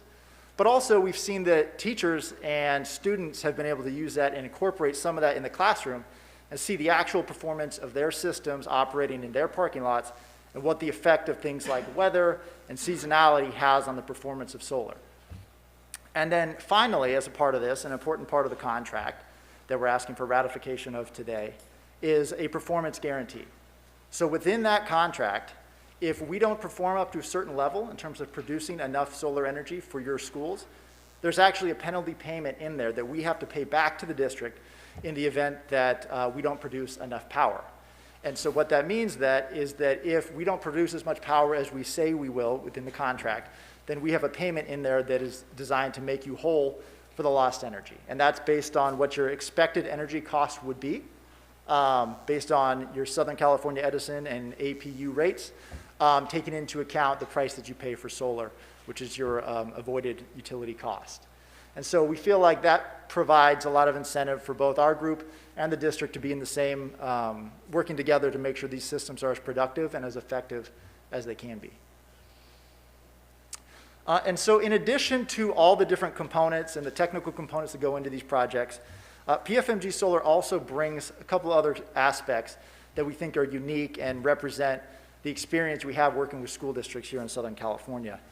And in particular around the education aspect, we have a couple different elements that we've talked with the district staff about and we'd like to offer as a part of this project to the district if interested. And the first is that we've developed next generation science standard compliant curriculum for both middle school and high school based on solar energy. So the curriculum is provided to district teachers and they're able to bring the lesson plans into the classroom and teach about things like electricity, seasonality, sustainability, and the environment that all tie back to the solar arrays located on campus. In addition to that, we have what are called solar toolkits. And these are boxes of experiments that we provide to the district so that teachers can get a hands-on experience for their students and try to create some excitement about renewable energy and the environment And so these are things like miniature solar panels that are used to power a fan, or voltmeters that can be used to run different experiments, all the way down to things like glow-in-the-dark beads to understand, solar irradiance and the effect of that. And so that's something that we offer to all of our district customers, and something that we would offer to Anaheim High School District as well. And then finally, you can see a couple pictures up here on the slide, but given our proximity in Southern California and given the number of districts we've had, that we've worked with, we've had a lot of opportunities to work in special projects and at special requests from different districts based on things that are important to them. You can see down there in the bottom corner, there's a green solar car, which is a project that was put together from a team at Palmdale High School, where after we completed our solar project, there were a group of students that got really interested in solar. So they created a solar team that went and built a car and then compete in that car around the country in different races against different high schools. And that's something that we've participated in through both funding and providing some technical expertise to the team there. And given the proximity of our office, which is in Huntington Beach, and our electrical contractor, Rosenden, which is in Anaheim, we definitely feel like there's a lot of opportunities for our group to participate in the educational component along with the district through things like internships, career fairs, special projects, and really anything else that the district may be interested in. We fully support and would look to support our district partners as a part of that. Could you go to the next one? Thank you. In addition to that, something that we found in working with school districts over the last 12 years or so is that one of the key metrics of success is the involvement and the understanding of the community in the project.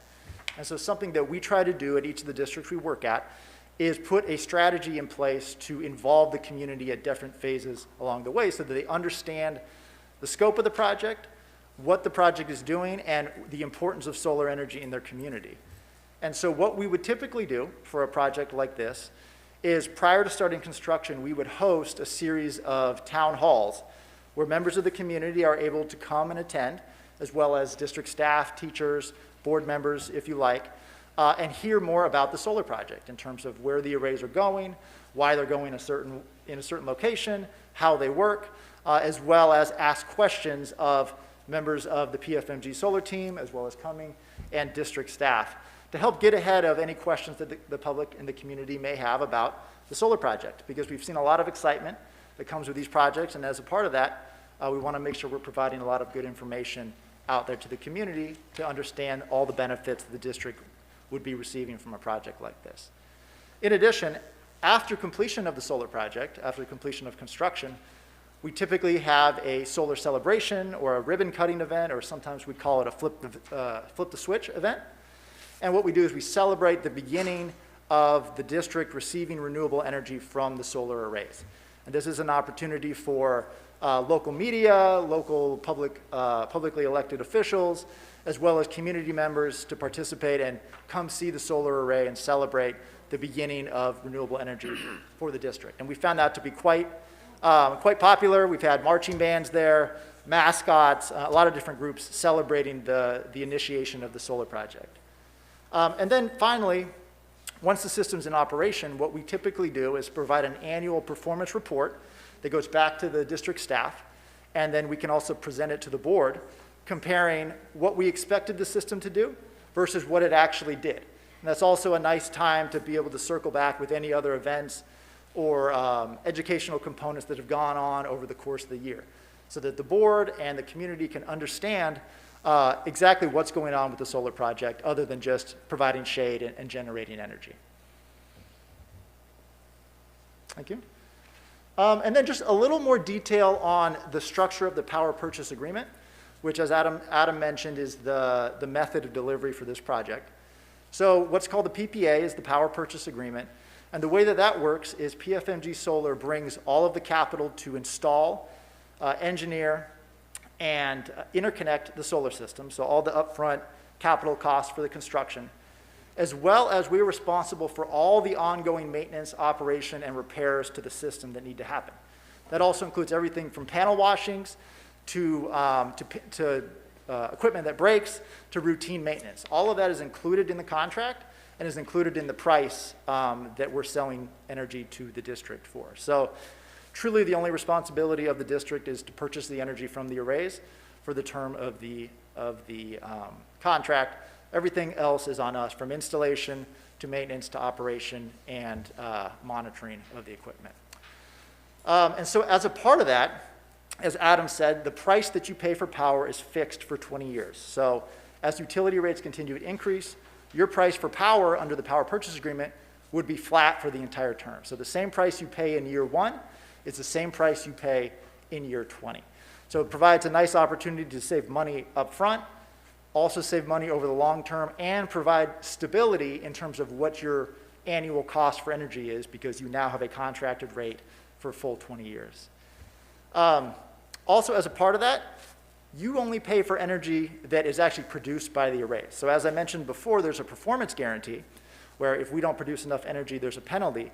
But also, the only way that we recoup any of our investment, and our entire business model is set up to sell energy from the arrays. So if these arrays are underperforming for whatever reason, then we're fully incentivized to come out, repair the arrays, fix them, and get them operating back at the capacity that we expected, because that's the only way that we generate any revenue off of the arrays, is by producing power. And that's what you guys want, because you want to save money on your utility bill, but that's also what we want, because that's our entire business model.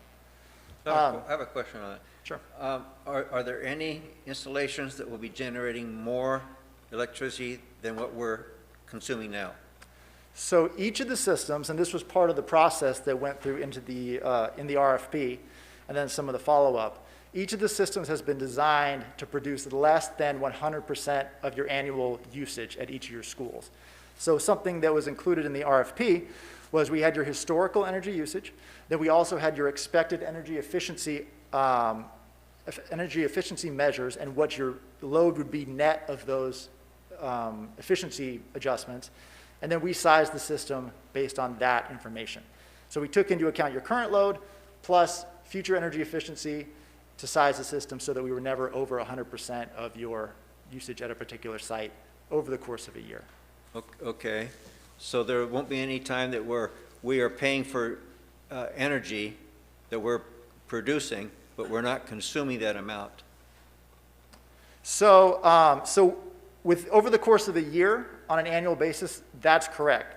On a month-to-month or even a day-to-day basis, there may be times where you're producing more energy on a particular site than you need to use on that site. And so both Anaheim Public Utilities and Southern California Edison have a program that's called net metering. And what that means is when you're producing more than you're using, you can send that energy back to the grid, and then you get a credit on your bill for the amount of energy that you send back. And so that's particularly important for schools, because obviously on the weekends, you guys are not using as much energy as you would be during the week. But also, a lot of times over the summer, when you're using less energy over the summer, you're developing a bank of credits during that summer period that you can use off in the fall and winter when production from the solar has come down a bit, but your consumption on school is higher because the students are back. So it's kilowatt credit, not dollar credit? It's a dollar credit. So, but we sell back at wholesale, but we buy at retail? You sell back at retail. So it's retail net metering, that's right. Okay. Yep. Okay, good. Going back on page 6 and 7, I'm looking at, where did I see it? Anaheim High School, which is our biggest school, so that should be our biggest consumption, is 553 kilowatts on page 7. And then I'm looking at Walker Junior High, which is a school a quarter of its size, is generating almost exact same kilowatts. Why is there such a discrepancy in size but not proportional in kilowatts? Yeah, well, I think, like Adam was talking about, part of what we're trying to do and what we try to do along with the team here and with Cumming was locate the arrays in areas where the solar canopies are beneficial to the usage of the campus. So typically that's in parking lots where we're providing shade over the cars. And so in some cases, and I believe Anaheim may be one of those cases, where the capacity is large and the school is large, but if the parking lot is small, then there's only so much solar that we can fit on that particular site. And in some cases, that limits the amount of solar that we can provide to the school in that So case. you're only involved in parking lot structure shades? Well, we've done, I mean, we use the same canopies both in parking lots as well as sometimes in areas like along the grass or in areas throughout the campus. Part of our conversation with the district was making sure that we were locating those arrays in areas where there would not be any problems with path of travel or usage of the campus in other ways. Or locating the arrays, for example, we couldn't put the array directly in front of a two-story building because then that building would shade the arrays for a significant portion of the year.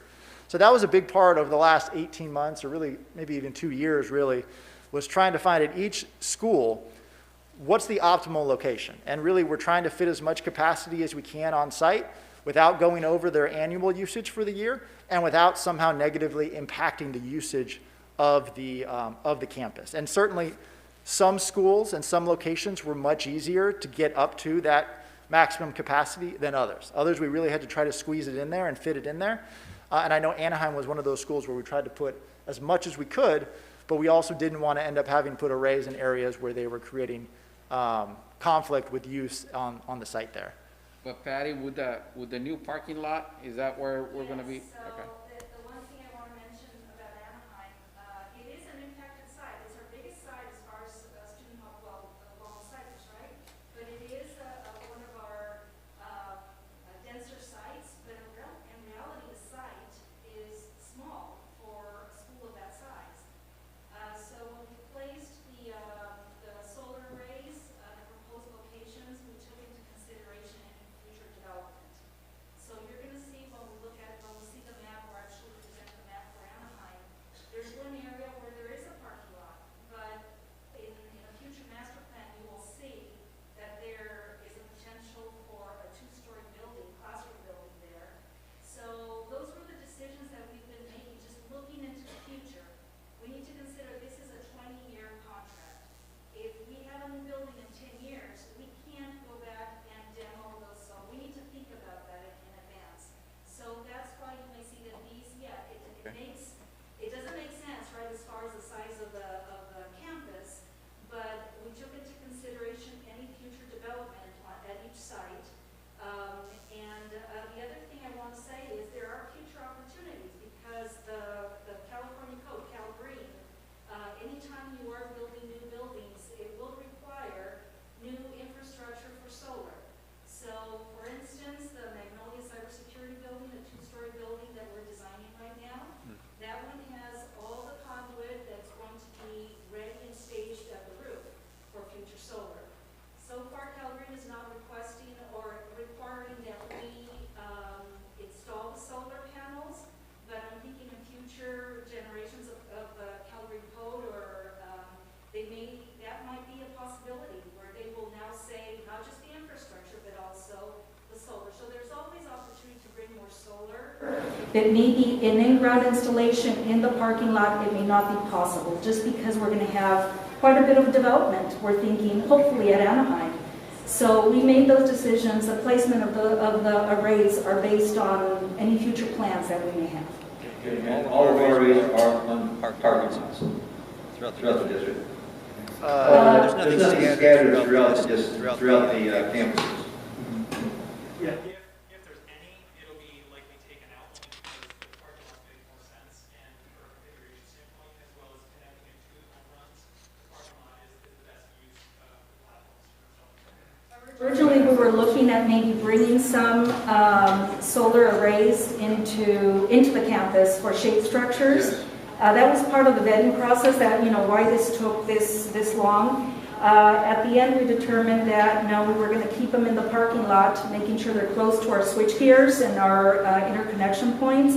But also, DSA will be involved in this project. They will look at path of travel. And we have some path of travel issues that we need to address, and it shouldn't go along with this district. The new stimulus money that we're looking at, that we have received with the CARES Act, and maybe a future stimulus, we will be doing more of these outdoor learning areas, covered areas, and at that time we're going through DSA addressing path of travel. So we have that funding source now. We don't have to look at solar structures to create lunch areas, covered lunch areas. So we will have different ways of getting the work done. So ultimately, this ended up, all our solar arrays are now in parking lots. And there's only, I believe, one school, and that's Lexington, where they requested an in-ground installation. So there's going to be a solar array in their, close to their field. Thanks, Patty. A couple more points here before I back to Adam. But within the power purchase agreement, at the end of the term, at the end of 20 years, the district has 3 different options. So the first option is that we can renew the contract for 5, 10, 15 years to keep the contract going, where we continue to own the system and operate it and sell energy to the district. The other option is the district can purchase the solar array from us at that time at fair market value, and then the district would own it and can do with the solar arrays as they wish. If we can't reach an agreement on either of those two options, then the contract states that we have to remove the system at our cost and restore the site to how it was when we got here. So that involves moving steel columns, running conduits out of the ground, which is pretty expensive. So we would certainly be incentivized to try and reach an agreement with the district over one of the first two options. And in theory, all the hard work is in place. All the hard work has really been done. So to renew a contract, put some fresh panels up there, or upgrade the system at that time, the cost to do that would be relatively low. So, we think that there's a high likelihood that we would be able to reach an agreement to either sell it or renew the contract. But the district does have that option, which provides security at the end of term that you guys can decide what the best use of your sites is and if you want to continue with solar or not.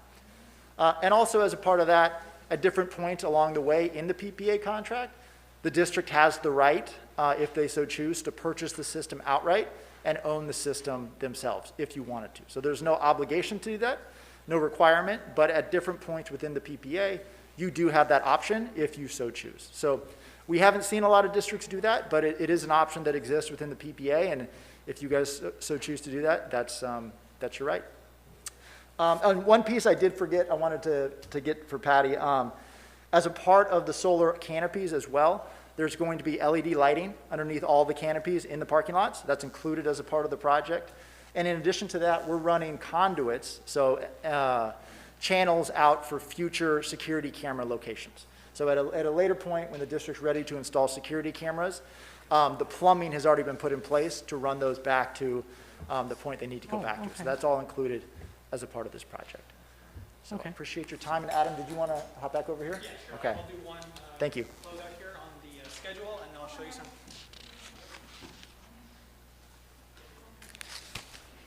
You don't need this up here, do you? That's mine, so I'll keep that. Thank you.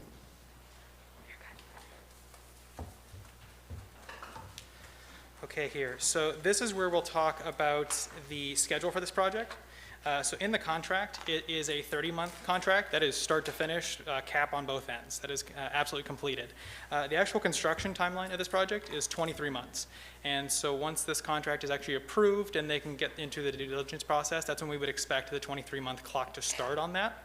The 30-month duration includes engagement with utility companies in order to get them to sign off on the project, to do final installation of their gear if there's any, to do final interconnection, close out the project, make sure everything is good and done with DSA, full stop. So that's really where we get that full project timeline. But we're focused on the construction timeline at this part of it. So for construction, as I mentioned, it's all 20 sites. Cumming will be supporting for construction management and project management purposes, as we did in the development of this project. So we'll be sitting with the district to watch us through all the way to the end. Over the duration of this project, we're going to be starting with due diligence and real estate.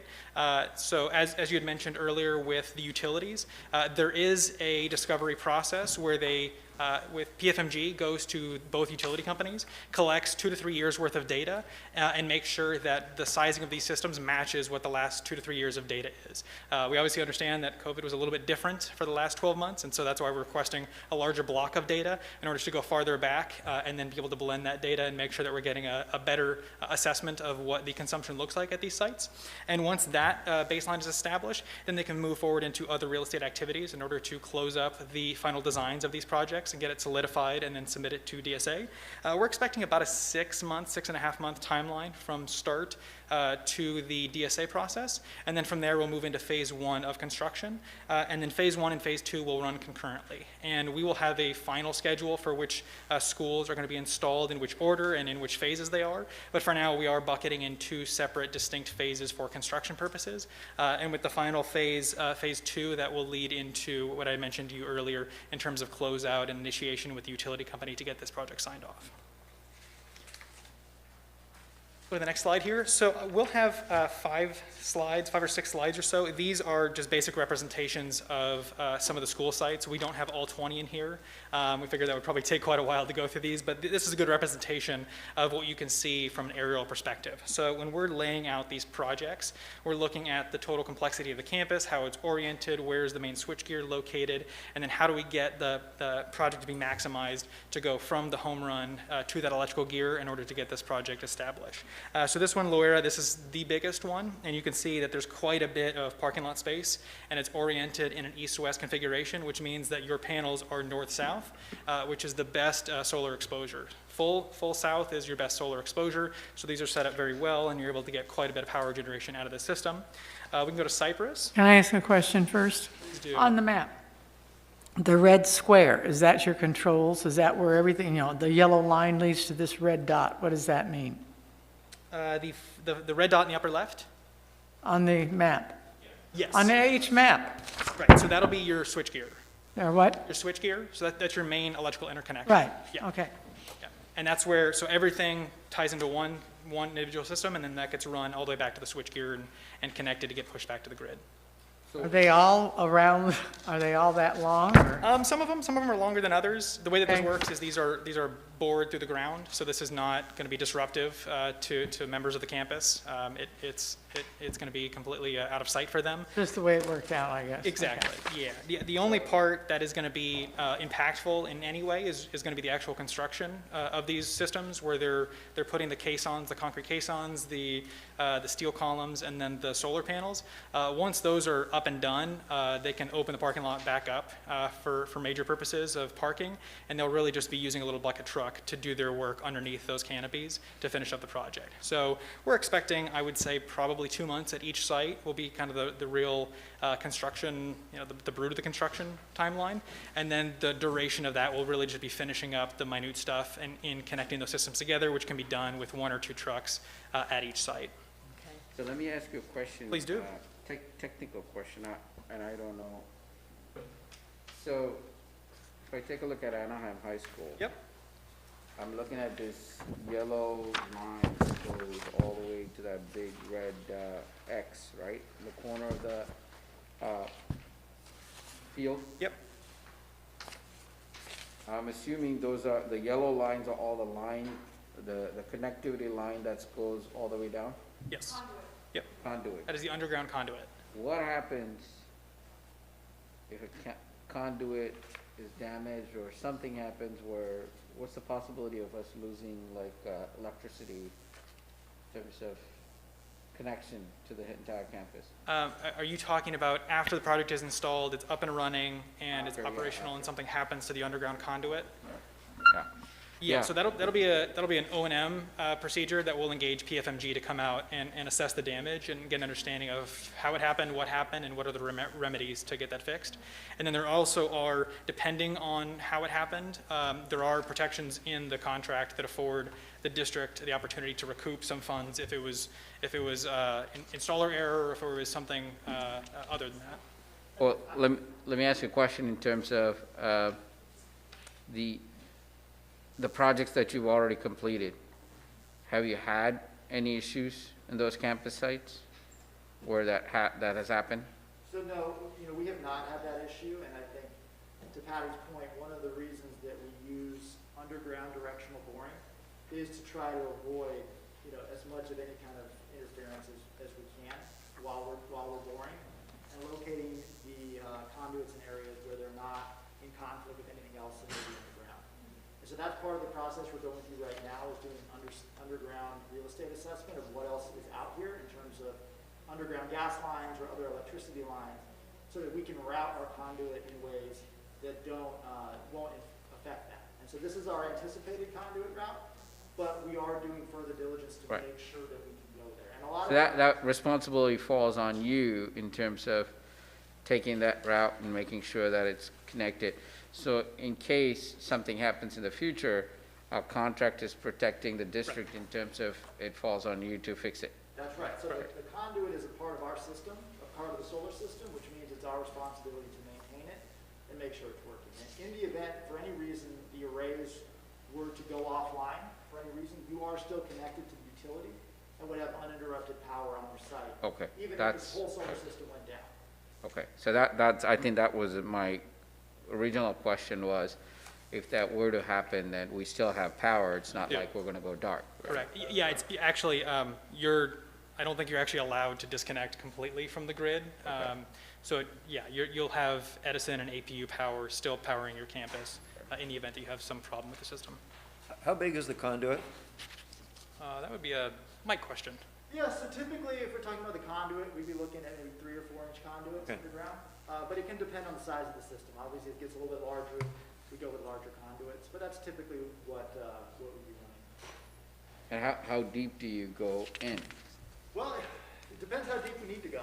I think typically we're looking, 5 to 6 feet underground, but a lot of times, if we see that there's some issues, we can go significantly deeper to get underneath that, whether it's some kind of a root ball from a tree or some other kind of power lines. Because we're using directional boring, we can go deeper underground, and that allows us to sometimes get past issues if either we know there's some kind of an underground issue, or sometimes if we don't know exactly what's there, and maybe the plans haven't been updated in a while, then we have the ability to go kind of as deep as we need to go to avoid any kind of conflict. I guess my question is related to how far the parking lots, or even the areas, some areas that will be like, for example, Anaheim High School, if you're going through that route, you're probably going to have the parking lot closed for, a number of days. So I wanted to kind of figure that part out. Yeah, well, actually,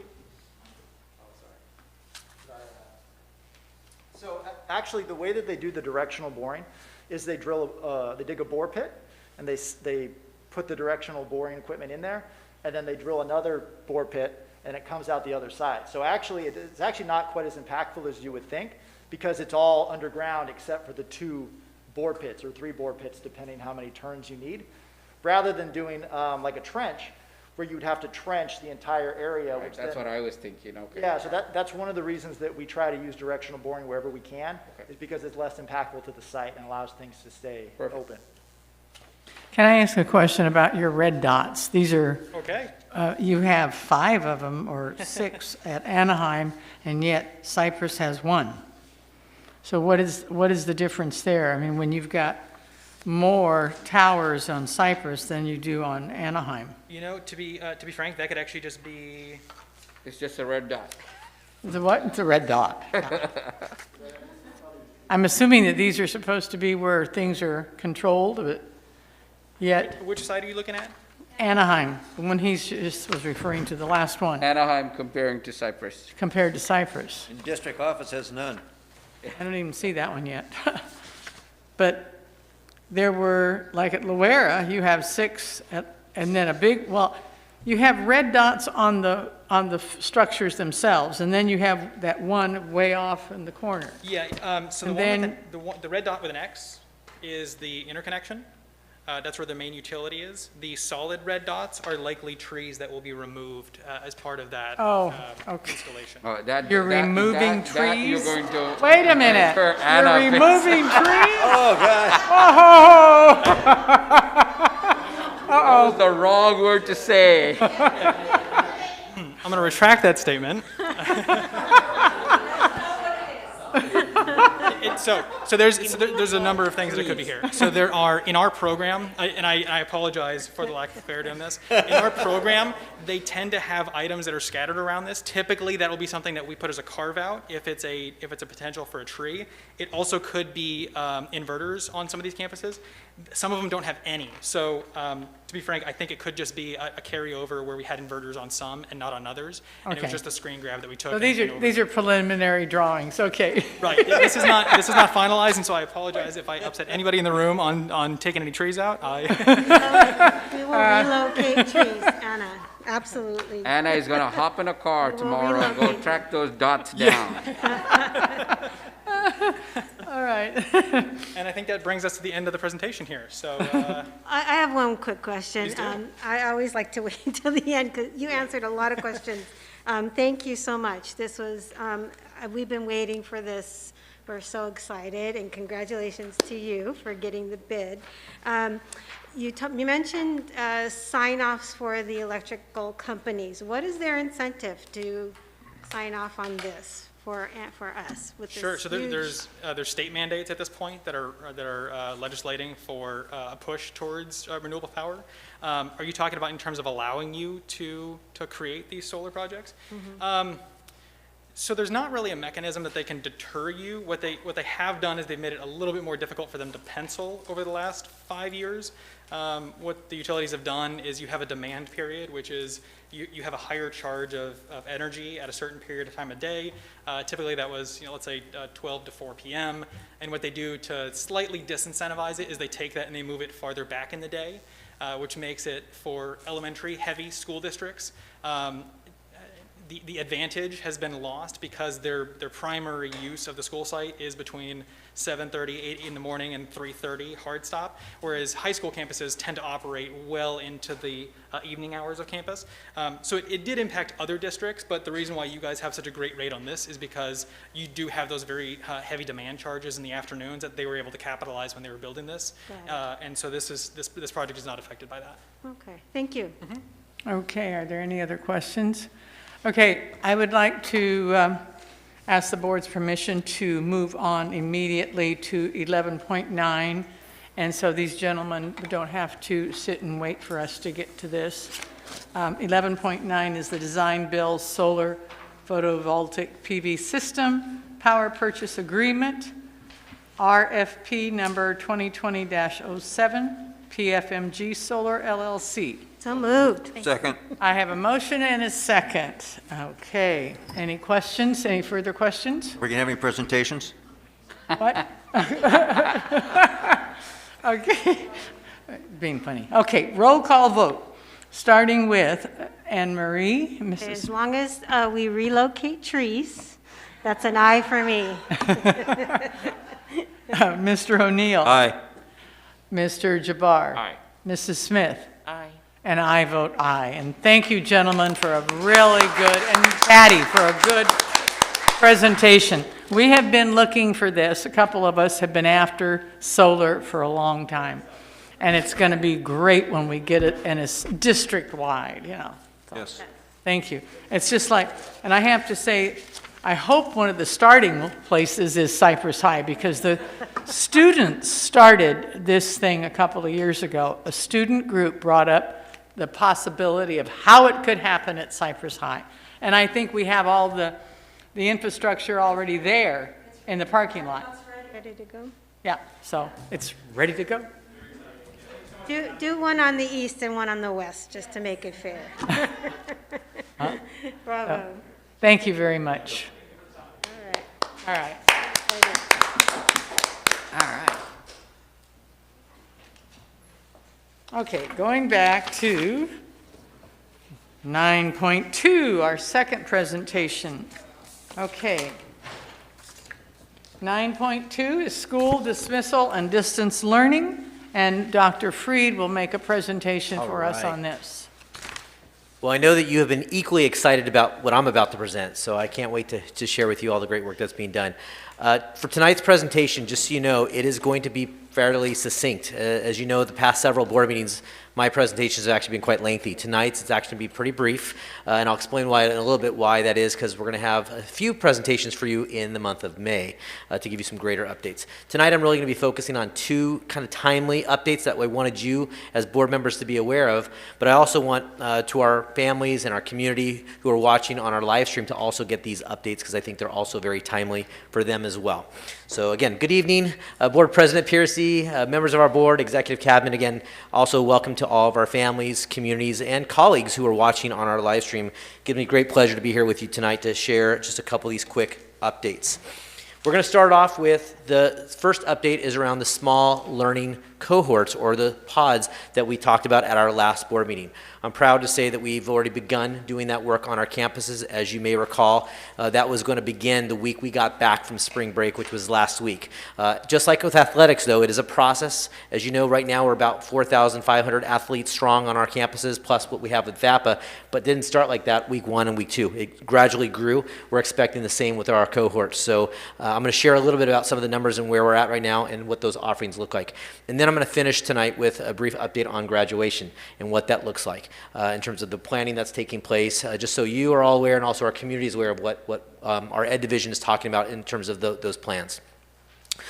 With the small learning cohorts and pods, you have before you a document. I want to reference this because it's a little bit easier to see. So if you pull out, it's a single page document, and you'll see student cohort parameters. I'm going to spend a little time just going over a few key parameters that I want to make sure you are aware of as I talk about what we have been doing on our campus. When I spoke to you last month, that was one of the things that we were going to be developing, because we were exploring at that time what it might look like. Since then, we have developed pretty specific parameters and expectations around these small cohorts, what they look like, how they're going to operate. We've done this in partnership with our teachers and our opening the school or teacher input group. We've also done this with our administrators in their oversight in terms of what this is going to look like as it rolls out. Real specifically, if you look at the next slide, I'm going to talk about a few different things. In terms of the cohorts, they are on Tuesdays through Friday. Can you define cohort? Yeah, it's a small group. Well, I am going to talk about that. It's a small group. Right now, it's a 15-to-1 ratio. So we're not talking about a full class or something of that nature. It's a small group of students who are coming back to do various tasks, and I'm going to explain what some of those tasks might look like as they come back. So it's not necessarily someone's third period English class, because we can't bring back all the students. So it's a small identified group. And I'm going to talk specifically about the parameters that we've set in terms of how sites are selecting the students who get to experience coming back to the campus because of the need. So right now our small cohorts take place on Tuesday through Fridays. As a reminder, with our current schedule, Mondays is a complete synchronous school day where they're in class from 8 in the morning till 2:30-ish in the afternoon. So we don't have the cohorts coming on Mondays. It's a Tuesday through Friday experience. We have capped our junior highs and our senior highs because of we want to make sure that we're also being compliant with the physical distancing and giving them some flexibility and creativity to be out so they're not all necessarily in a classroom, as you'll see in a moment. Our junior highs have a cap of 250, and our senior highs, because they're larger, have a cap of 350. The criteria that has been established, and again, this was based on need. We established that we wanted to target students and prioritize students who had 3 or more Fs. We wanted to prioritize students who are in our ELD or English Language Development programs, 1, 2, or 3. We also wanted to look at students who have an IEP or a 504. However, we also gave the site some discretion, because we recognize that they've been having lots of conversations, they've been doing outreach efforts, and they know their students. And there may be students who don't necessarily meet this criteria but have a unique need where it's appropriate for them to be given that opportunity to come to the campus and receive these supports. So that's where that fourth category is important, as the sites have been working with families and students who have identified those kinds of needs. Also, when we talk about that site discretion, that takes into consideration the mental health, right? There may be some students who are actually doing okay academically, but they are struggling with their mental health. It has been hard being at home, and they need to be on a campus. That's where that discretion would come into play. And then again, that 15-to-1 ratio is what we've been looking at with teacher or classified staff to student in terms of ratio. Also, the one thing that we wanted to stress with our schools is that this is a voluntary process. We did not want students to feel like they were required to come to campus if they were asked or invited to. This is something that they can choose to do. That was important because what we didn't want, as an example, is for, let's say, a teacher who's preparing students for an AP exam to tell their students, you must come to campus for this study session. We didn't want to require students to do that. Now, of course, it doesn't mean that that couldn't be an option, but it can't be something that is required. It's something that would be voluntary where students aren't penalized if they choose not to come to the campus. Also, the safety protocols that we've had in place for the return to school were still in place. So students are still being screened, they're still going through the protocols. We still have the campus isolated with the stickers on the ground so we know how to separate students and keep them physically distanced. They're coming to school with their masks. All those parameters are still being followed and adhered to. And then, of course, the last thing that I want to stress with the parameters of the cohorts is the way that sites are determining the list of students who are being given this invitation. The sites are the ones contacting the students. The sites are the ones who are building that systemic approach, and they are the ones who are taking attendance each and every day. So we're tracking actually who is coming to campus. And that's how I know how many students participated that first week that we did the cohorts. And then, of course, the district is also collecting that data as a whole as part of the weekly logs that we're expected to do. Can I ask a question? Anna, you had a question, Okay. yes. You're saying cite discretion on identified mental health needs. But, in other words, what about when a parent calls up and wants? In other words, they're not identified by the counselor, nobody knows about it because you're saying they have to be invited. But if a parent calls up and says, my kid needs, That's something he's going to be allowed? That's something the site's taken into consideration, yes. We have students who have been invited because of conversations the sites have had with parents. So that is possible. Yes. Okay. What we couldn't have happen is open the floodgates where all students can just choose to come back when we may not have all the staffing there to be able to support that. If a parent says, my kid needs to come back, right. And but he hasn't been called or invited, but the parent calls up, then we cannot tell that parent no if they feel their child needs it. Right, Okay. and those are the conversations the sites are having with the families. So if a family is called, that's a conversation. And I know I've spoken to some families and have connected them to their site principal who have had those conversations to connect them to one of the small cohorts. So yes. All right, if you look at the next slide, I'm going to talk a little bit about some of the course offerings. And these are just examples of what our sites are doing to support students. So for that first week of our small learning cohorts, we had 970 students district-wide brought to our campuses specifically for the cohorts. These do not include the athletes or the VAPA students who are coming after school after 3 o'clock. These are for just the cohorts in the pods. Just so you know, the first week, last week, there were 4 schools that hadn't yet begun the process. They are beginning this week and next week. So those schools, Dale Junior High, Loera High School, Walker Junior High, and Oxford Academy. This week, Loera began. I believe Dale has also begun. I know Walker did begin. Oxford is beginning next week. Part of that reason is there was setup and outreach and work being done to connect to the pods, connect to the staff, identify what courses you were going to offer, because it's not necessarily connected to a class. For example, we do have study halls as an option, so some kids are coming to campus just to study in a place where they're with other kids and they have a staff member there to assist. We have small group counseling. We may have kids who want to be in circles and who are just given a space to talk with other students as to how they're feeling and processing what they've experienced this past year.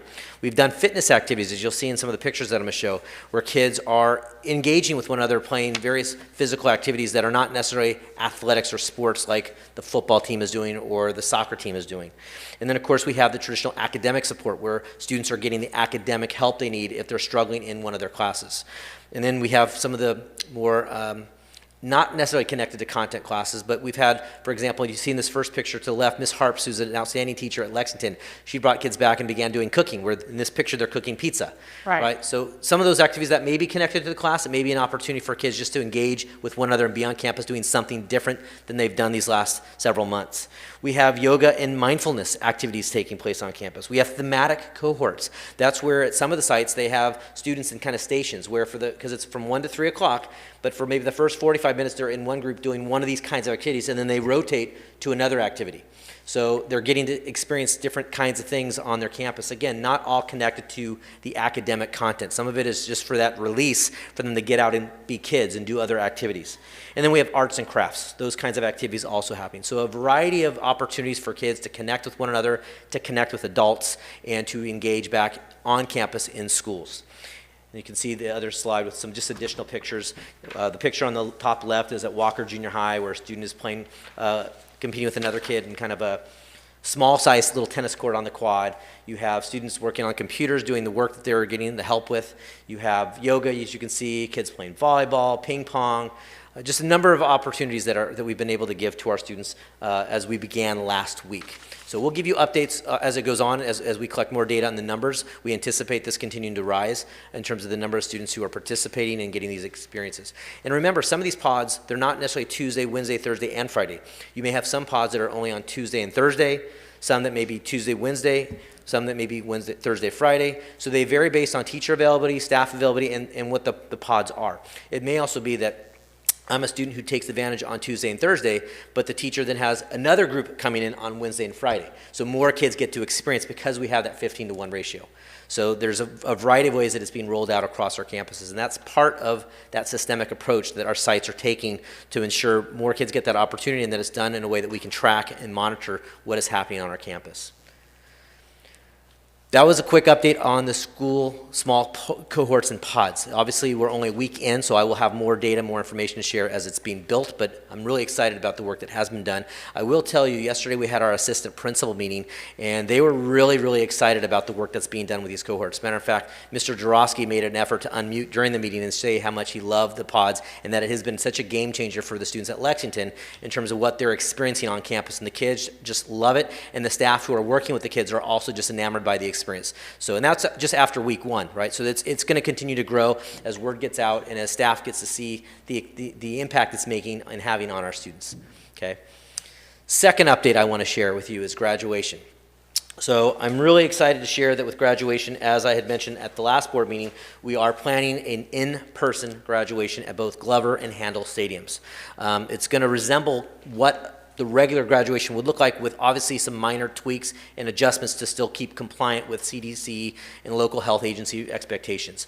But in terms of the student experience, it's going to look and feel very similar.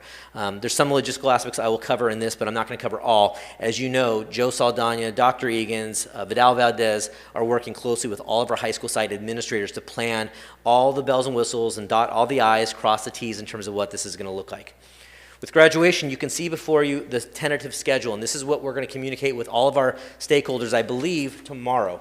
This is going to go out. We wanted to share it with you first, so the team has been working to schedule this schedule to meet the needs of our families.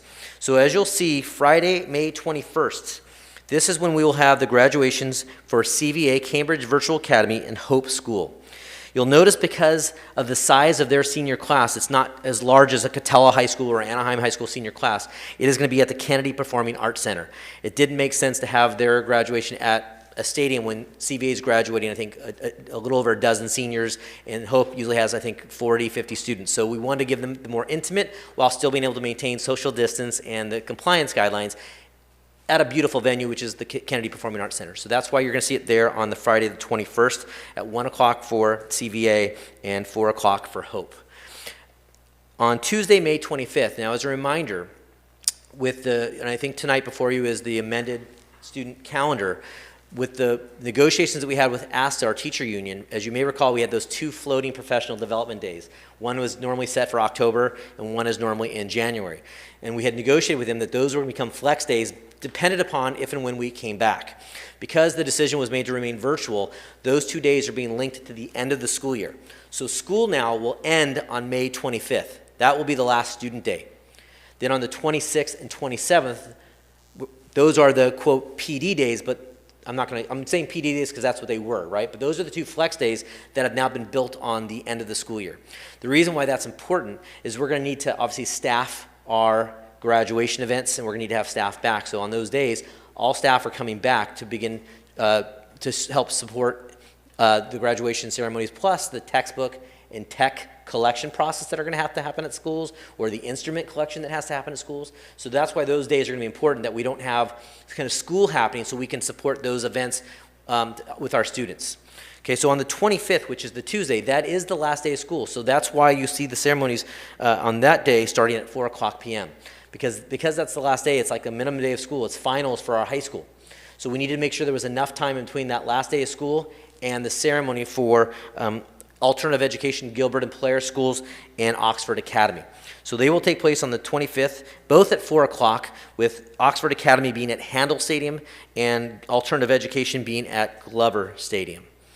Then on the 26th and 27th, We have 4 ceremonies scheduled for those days, 2 at Glover, 2 at Handel, the same for the 27th of May. Again, 2 and 2. And that's important because, as you know, normally we have it all on one day, right?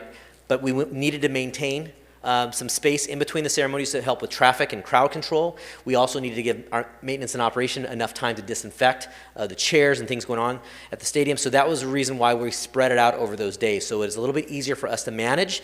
It's also more meaningful in terms of helping to support the students in the way that we stage graduation, because that's going to even look different. As you know, we used to stage underneath the home bleachers, both at Glover and Handel. Well, we're going to need a bigger space. So now they're going to have to stage kind of on the infield behind where the Jumbotron used to be to create more space to help stage, and they'll walk in differently.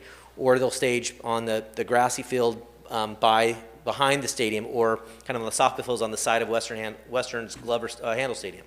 So those logistics are still being worked out, but we can't do business as usual because of some of these guidelines that we have to follow. So those are some of the logistics that work in, and that's why this schedule makes sense for us to be able to spread it out versus what we have traditionally done.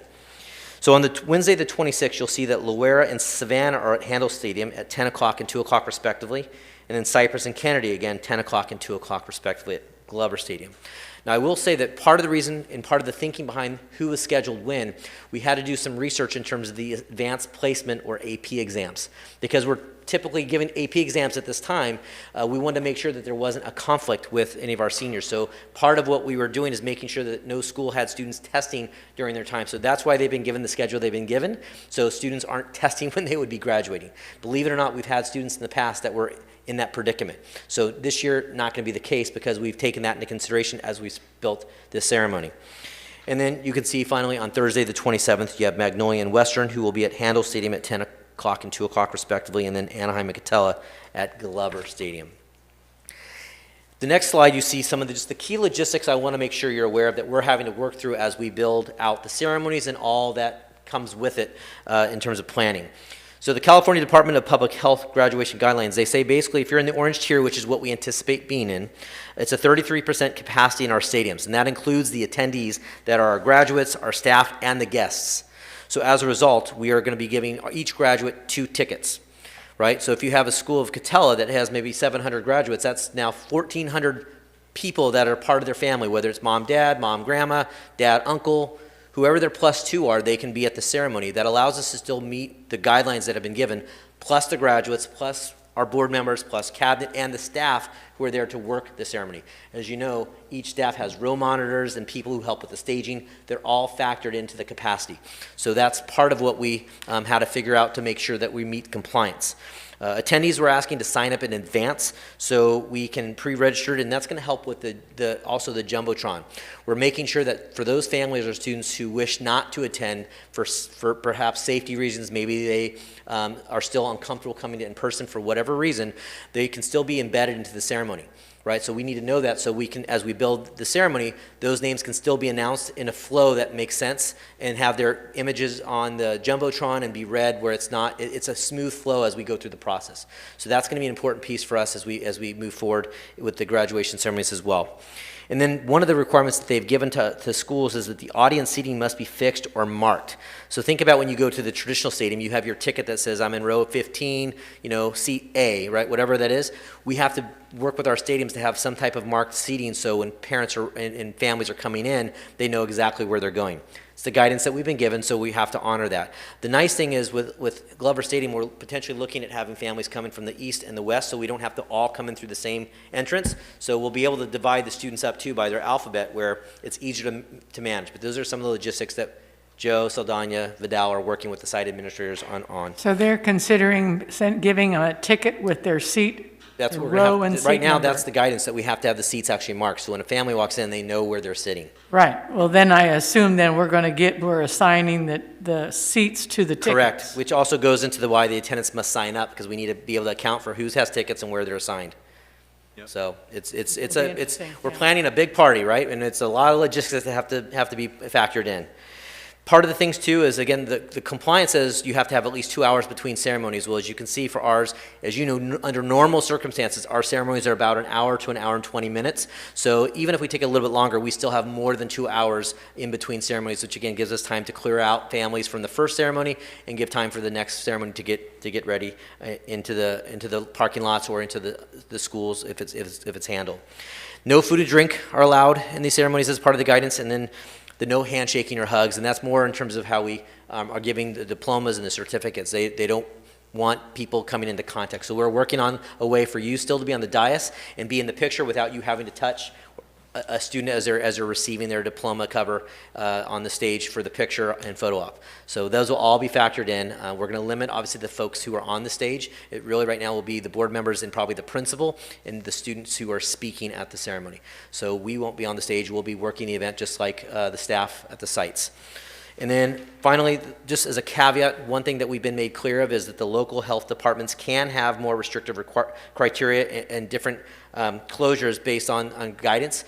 We believe that the guidance that I just shared with you is what we're going to be able to do, but the caveat is it could change is rates or data changes in the county.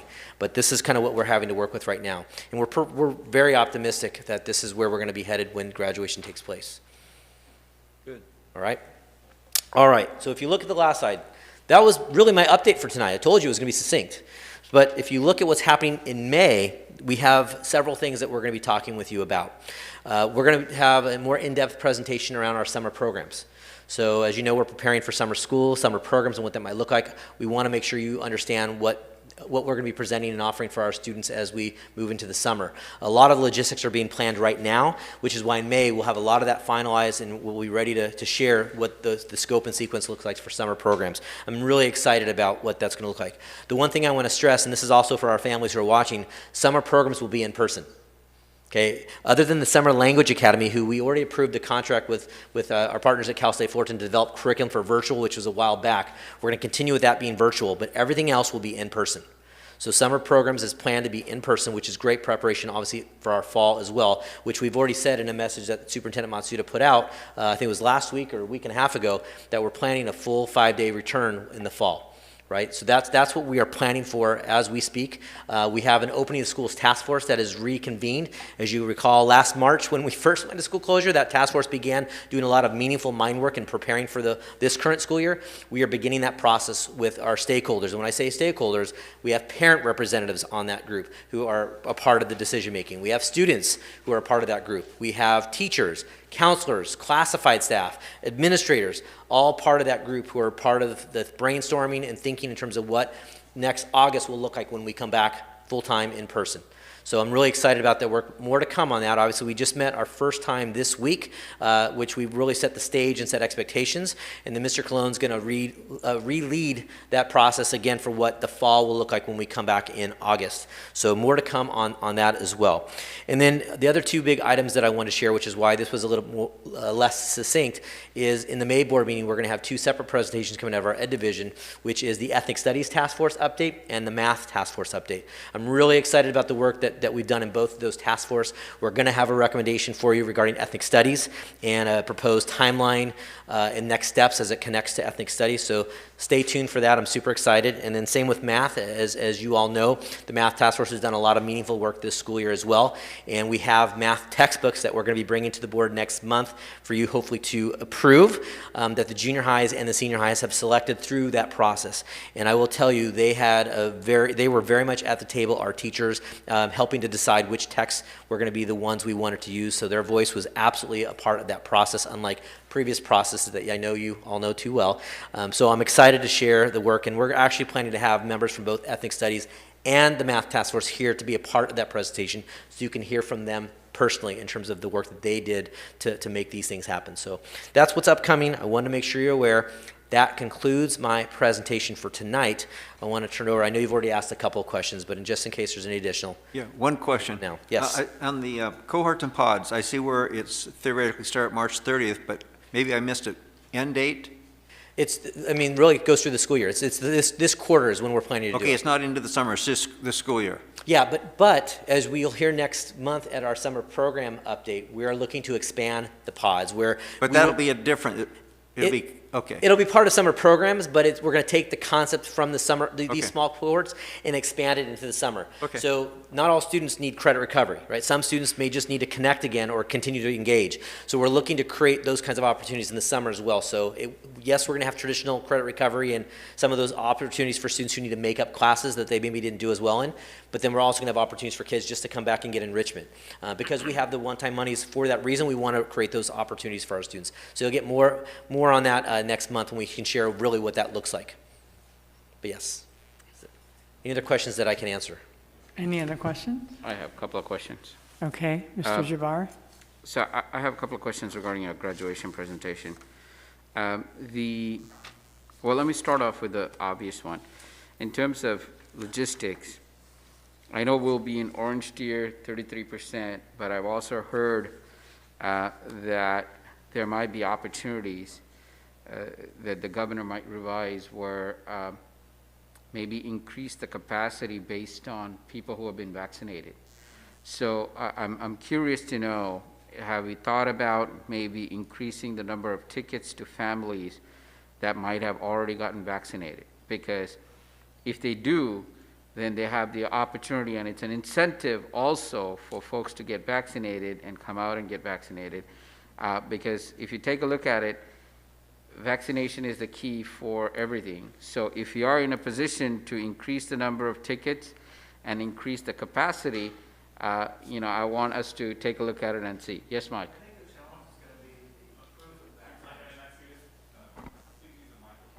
Oh. Here, come over here, I'll move. Oh, you might want to use the microphone. I know, I think you're talking about the proof of vaccination and the card itself, because I know the federal government had said that the card itself is not a proof of vaccination no longer.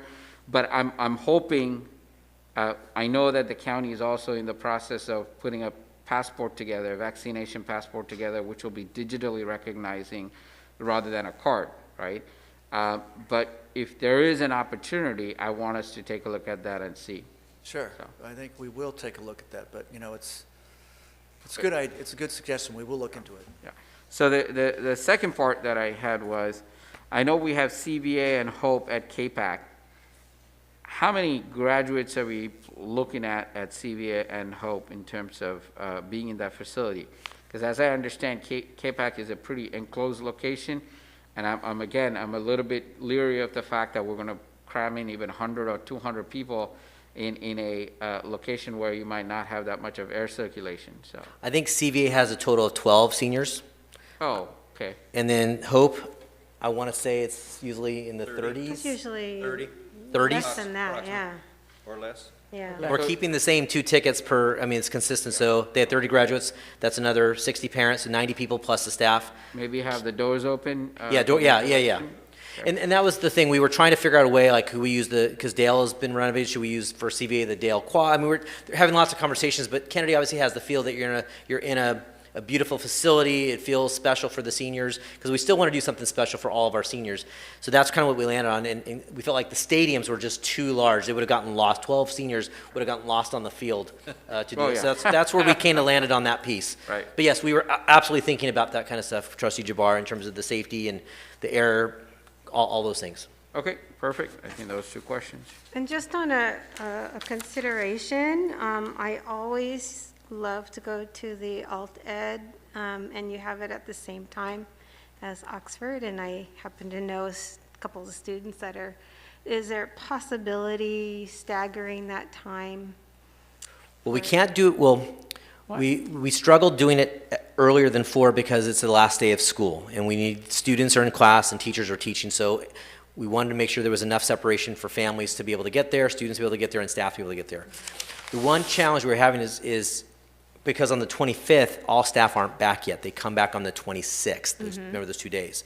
So we were also anxious about that if we did it on the 25th at, let's say, 7 o'clock at night, that they may not be able to get as many staff to work the ceremony as we would need, which is why we did it at 4 o'clock, which is still pretty closely connected to the school day. So that's why the decision was at 4 and 4. We can explore. I know there's a reason. That was the rationale, is because the principals are doing surveys with their staff to kind of get a sense of who is willing to volunteer. Our priority has been to get staff to volunteer for these events. At the end of the day, our default, of course we can assign people, but we want people to volunteer. Yeah. The nice thing is you have many teachers, for example, at the high school who teach sophomores or freshmen who never really get to go to the graduations because they're teaching the freshmen or sophomores. This gives them now the opportunity to work a graduation event that they normally would get to. So right now, the early feedback is we're getting lots of teachers to volunteer, which is great. But it's also partly because it's connected to the school day, which is when they're at work. Okay, So that was the rationale for that. got it. Okay. Mr. Jabbar? Yeah, I just want to make the final comment on this. I know we made the decision, and we've been reached out to by many parents, especially Cypress Kennedy folks who have been sending out emails. But I just wanted to kind of talk about the 92805. I presented data last time, but I want to kind of close the loop. We made the right choice. I think we made the right choice for all our students.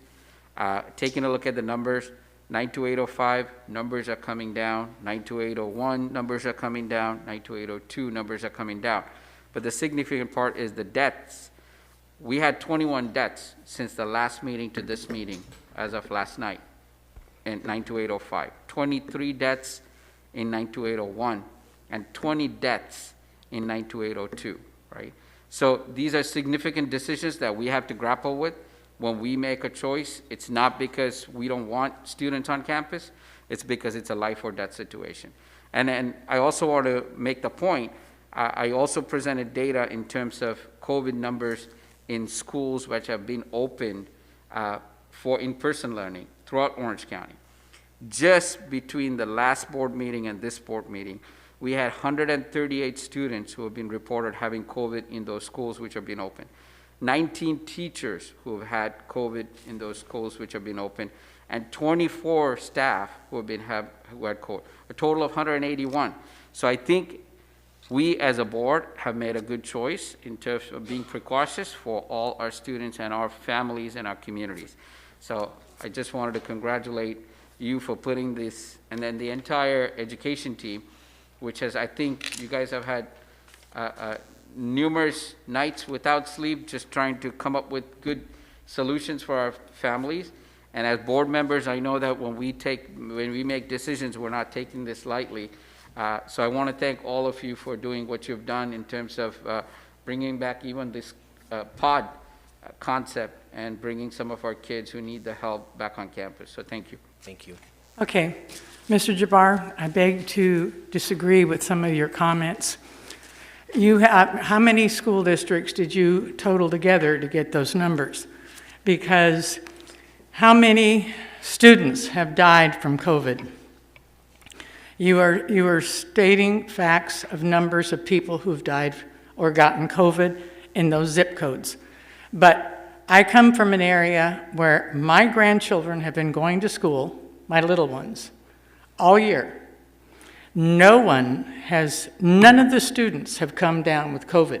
There have been COVID alerts because somebody in their family had COVID. So then they were quarantined just in case. No teachers have gotten it from any students. They have done studies that have shown teachers got it from other teachers, or teachers got it from other family members, or whatever. So you are bringing a lot of numbers here, and like anything, statistics, it depends upon where you want to get them, okay? I disagree. I disagreed with the decision. Now, I say, how many kids died from COVID? None. How many students died from suicide?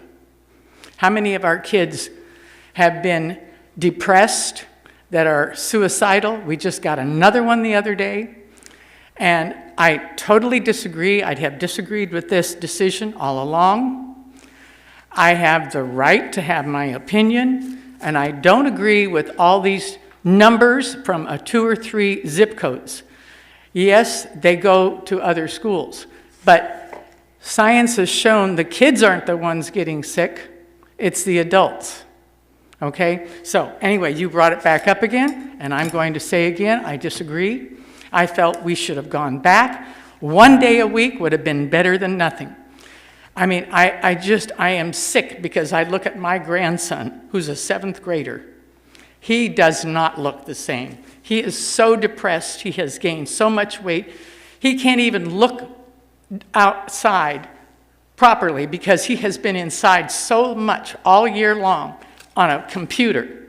He's become a hermit because he's had no social interaction with anybody else. Okay, so I am going on some of my background feeling and the way I have felt all along.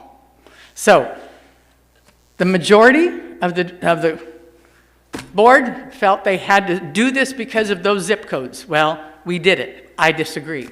And I think those kids could have come to school, you know, and if they were that afraid, I think it's a fear factor. If they were that afraid, they would have stayed home. And there are still going to be people that are afraid, and there are people who are not going to want their kids to go to school next year, and that's why we will have to offer online, because it's fear, and that's not rational. It's emotional. And a lot of that, I mean, I'm not going to go into why I think it's happened, but the decision was made. I don't think it was a smart decision. That's my opinion, okay? 4 of you did. 4 of you voted that way. But I still hold that I think we should have gone back. Now, we're going back in pods, okay? And we're going to, well, let's see how many of them come back, because there will be a lot of them. There are already 4,000 athletes back, okay? That's 4,000 kids that aren't afraid, plus the ones in VAPA, or the ones that are coming back. And here we have some that don't come back, okay? But anyway, let's move on. No, I know. Okay, but, enough. No, I know, but I'm just want to acknowledge you. I did not disagree with the vote you took, because as you said. Oh, I know that. Right. No, So but you I had think- to bring it back up again, No, and I'm going to I say, brought it- okay, so I'm well, going to bring up my voice on Absolutely. it again, And too. You have your right, and I have my right. That's right. And like I said, when we took this decision, or at least when I took this decision, I had to take a look at those zip codes, because those are the zip codes where we have kids coming from those zip codes. Yeah. And as a result, I have to present. You may not agree with the data that's presented, reported by these schools and reported by healthcare agency. I'm How sorry, you but put if the you don't- data. If you do not look at the data, you're not going to make the right choice. And Oh, I I am showing disagree, the data because it only depends because upon that's how the- you want to use the data. We're talking statistics, okay? Let's stop right now. Well, Okay? I'm sorry, but I if you're disagree not- with your statistics. Okay, if you I'm glad that you say that in public, that you disagree with statistics, but the rest of us, we agree with statistics. No. Thank you. It is how you use statistics, okay? Let's face it. You can manipulate figures and facts however you want. Let's stop right now. Well, I can tell you Okay, the let's healthcare moving agency on. does not manipulate Public data. comments.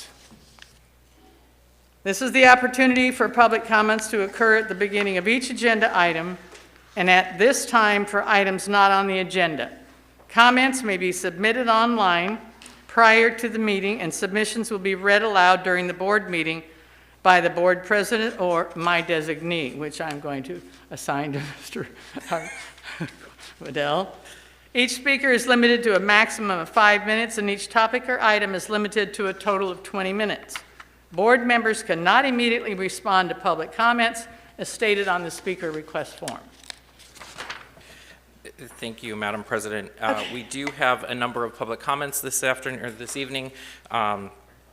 Because we do exceed the time limit, we will summarize some of them. However, I will start with a public comment from Jimmy Fuller. I continue to be disappointed by the Board of Trustees and the district office staff regarding the complete lack of transparency and care for students and families who wish to have an in-person option for learning in the fall 2021 calendar. I see lip service statements by the district on Facebook. You have had an entire year to get plans together, and the lack of such plans makes it clear to me and the other tax-paying residents of Cypress that you do not have our students' best interests in mind. I urge you to immediately include parents in the planning process and release an actual plan for the fall school year. Kim Lan Choi states, I strongly urge the district to offer a full-time traditional school schedule as an option for the 2021-22 school year. As a parent of 3 elementary-age children that were allowed to return on campus in October 2020, I can attest that it made a huge impact on my 6th grader by returning.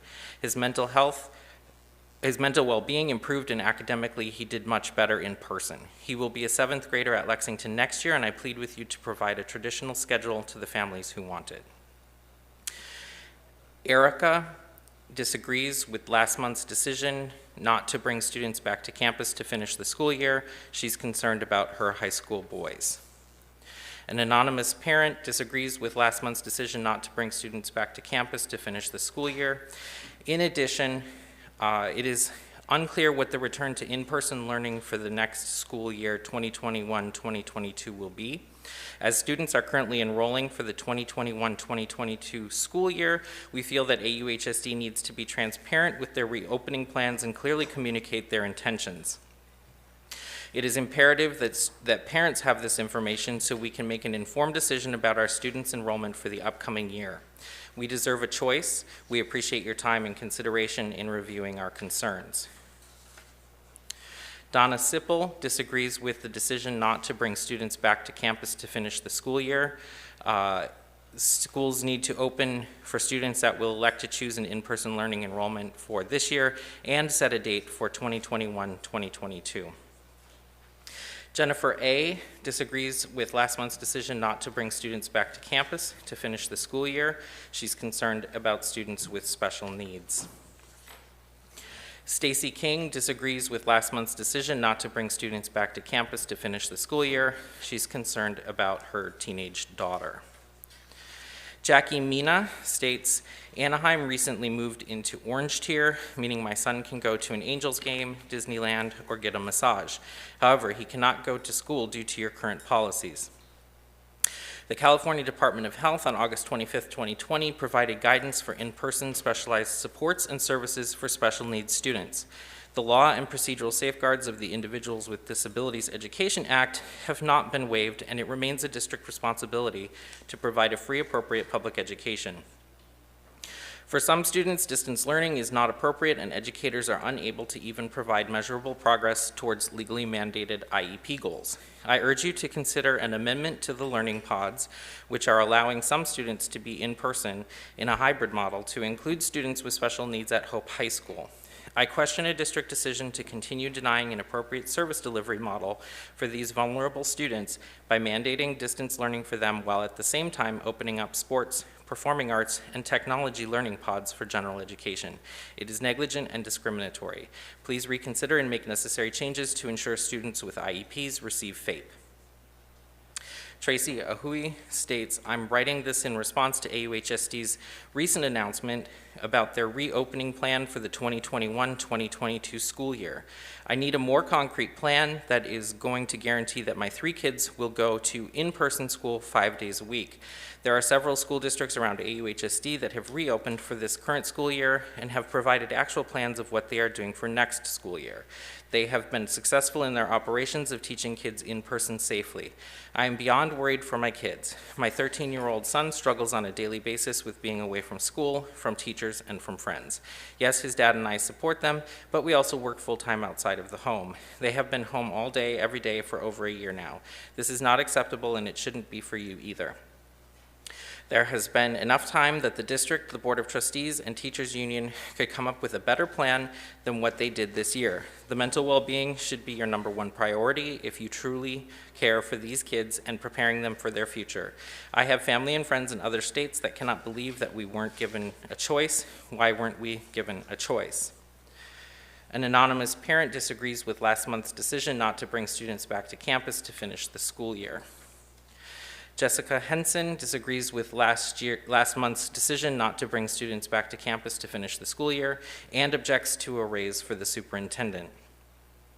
An AUHSD parent disagrees with last month's decision not to bring students back to campus to finish the school year and objects to a raise for the superintendent, stating, I would like to ask you, what has he done to deserve a raise? It surely couldn't be limiting our kids' education that he deserves this, or the families that have suffered the ultimate tragedy of losing a child. AUHSD families state, we are writing once again to urge Anaheim Union High School District to open our schools. The latest communication that was released from Mr. Matsuda regarding fall opening did not leave parents feeling that there was a firm commitment to return to full 5-day in-person learning in August, especially when we were made aware of the internal communication within the district regarding the proposed 50-50 hybrid program for fall, which is still not acceptable. Transparency is an issue with the district, and you have lost the trust of your families. You already gave us a return date for this year and took that away at the last board meeting. How do we know you will not do the same in the fall? The decisions made by the board were made based on politics, emotions, and inaccurate facts. For you to tell parents that it isn't political is insulting our intelligence. We want our schools open right now, and we want a full opening in August. Mr. Jabbar said in February that many other school districts look up to Anaheim Union High School District. We find it hard to believe that other districts would look up to ours as an example, a district that has deprived its students of their right to an in-person education. Please open our schools now. Wendy Wheeler disagrees with last month's decision not to bring students back to campus to finish the school year and objects to any raises, stating, "No one there deserves a raise at this time. That should only be considered when you have got our children back in class successfully. All of you are more than adequately compensated at this time. This is not a time to be rewarding anyone when you have failed our students and school employees, counselors, and teachers this year, and the poorly handled reopening or lack thereof this year." An anonymous parent disagrees with last month's decision not to bring students back to campus to finish the school year.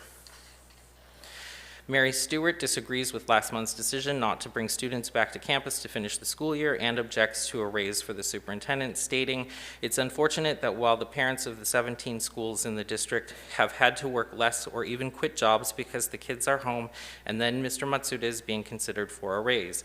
Shows the real focus of this board spending the money and the time on everything else but getting our kids full-time back in class. Pretty sad." Irene states, "No to a raise for Superintendent Matsuda, no to mandatory vaccines for students, no to the removal of parent consent for students to receive vaccines, no to hybrid schedule, open our schools full-time and allow each student to attend 5 days a week on campus. Open all sports and student activities, enough of this control. Young people are not affected by COVID." Shauna Riggins disagrees with last month's decision not to bring students back to campus to finish the school year and objects to any raises, stating, "I also want to discourage anyone voting for any salary raises at this time. Your families have been hurting because of your choices."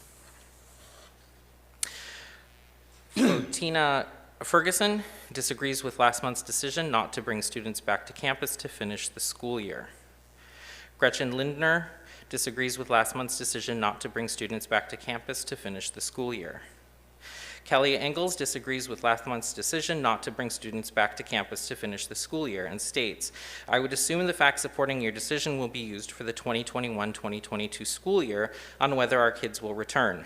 I saw the notice the district plans on offering a 5-day week, but after being told throughout this past year we would return, I do not trust any information provided. Pacifying parents by continuing to make empty promises only alleviated the amount of complaints you would have received. It had nothing to do with the safety of our kids, but rather an agenda you put in place over a year ago. I would like to make an informed decision on whether or not to stay in the district or find one where my kids' education comes first over political propaganda." An anonymous commenter states, "As a parent of 2 students in the district, I have been concerned by the generic comments being made about next year's opening plans. Teachers are being vaccinated, students have been home and safe. This is no reason the district should not be planning a full reopening in August. To say that we will provide 5 days instruction does not commit to 5 full days instruction for every student. I ask that district be transparent with its plans very soon so that parents can make alternate plans if necessary. I know how hard teachers have been working and I do not blame them. However, it is not possible to not have learning loss with reduced teaching minutes over a year, no matter how wonderful our teachers are. And the experience online is just not the same. I hear over and over again from teachers, I am better in person, and of course that is true. Teachers need to interact with their students and vice versa. So again, I ask that you please present your plan for next year to your parents soon. We deserve that much, and so do your students. Educating our students should be the district, board, and superintendent's primary concern." Rachel French disagrees with last month's decision not to bring students back to campus to finish the school year and states, Some of the most vulnerable students are suffering knowledge deficits they'll never make up. That fact is absolutely indisputable, and as is the fact that forcing students to wear masks is teaching them that they are constantly in danger and are the source of danger to others. This is nothing short of abuse. I respectfully petition and simultaneously strongly advise AUHSD to commit to a full reopening of maskless schooling for our precious young people for the 2021-22 school year. Joy Harper disagrees with last month's decision not to bring students back to campus to finish the school year and states, all the schools around us have reopened, yet AUHSD remains closed. I'm asking you to commit to a full reopening of your schools for the 2021-2022 school year. We parents and taxpayers demand that our children return to school 5 full days a week. No hybrid options, please. The choices should be full-time or full distance. Don't fail the students one more year. Ryan Klock disagrees with last month's decision not to bring students back to campus to finish the school year. Kathy Lee Shin disagrees with last month's decision not to bring students back to campus to finish the school year. Paul Shin disagrees with last month's decision not to bring students back to campus to finish the school year. And Jennifer Arnold disagrees with last month's decision not to bring students back to campus to finish the school year. And that concludes public comment. Okay, thank you. Okay, moving on to item 11.1, school-sponsored student organization.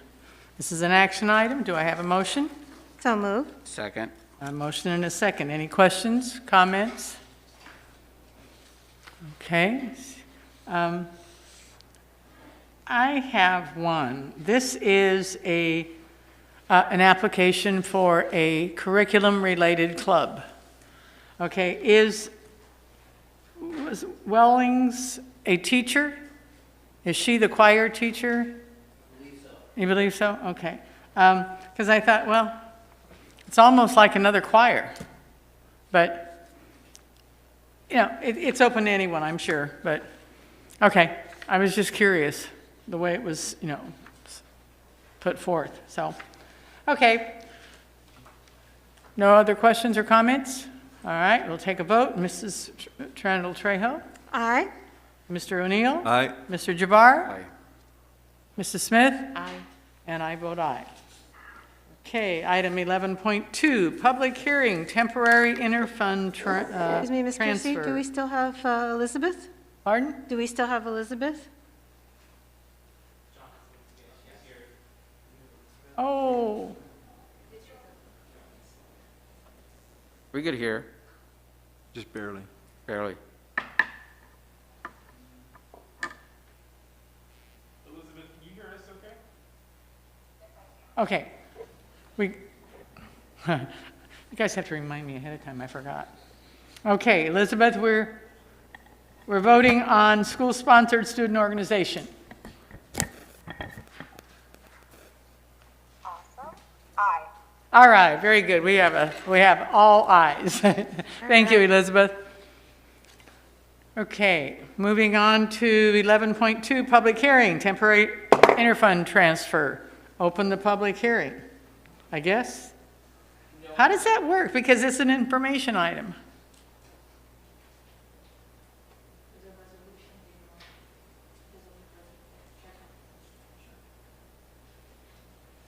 Well, 11.2, all public hearings are information item. yeah.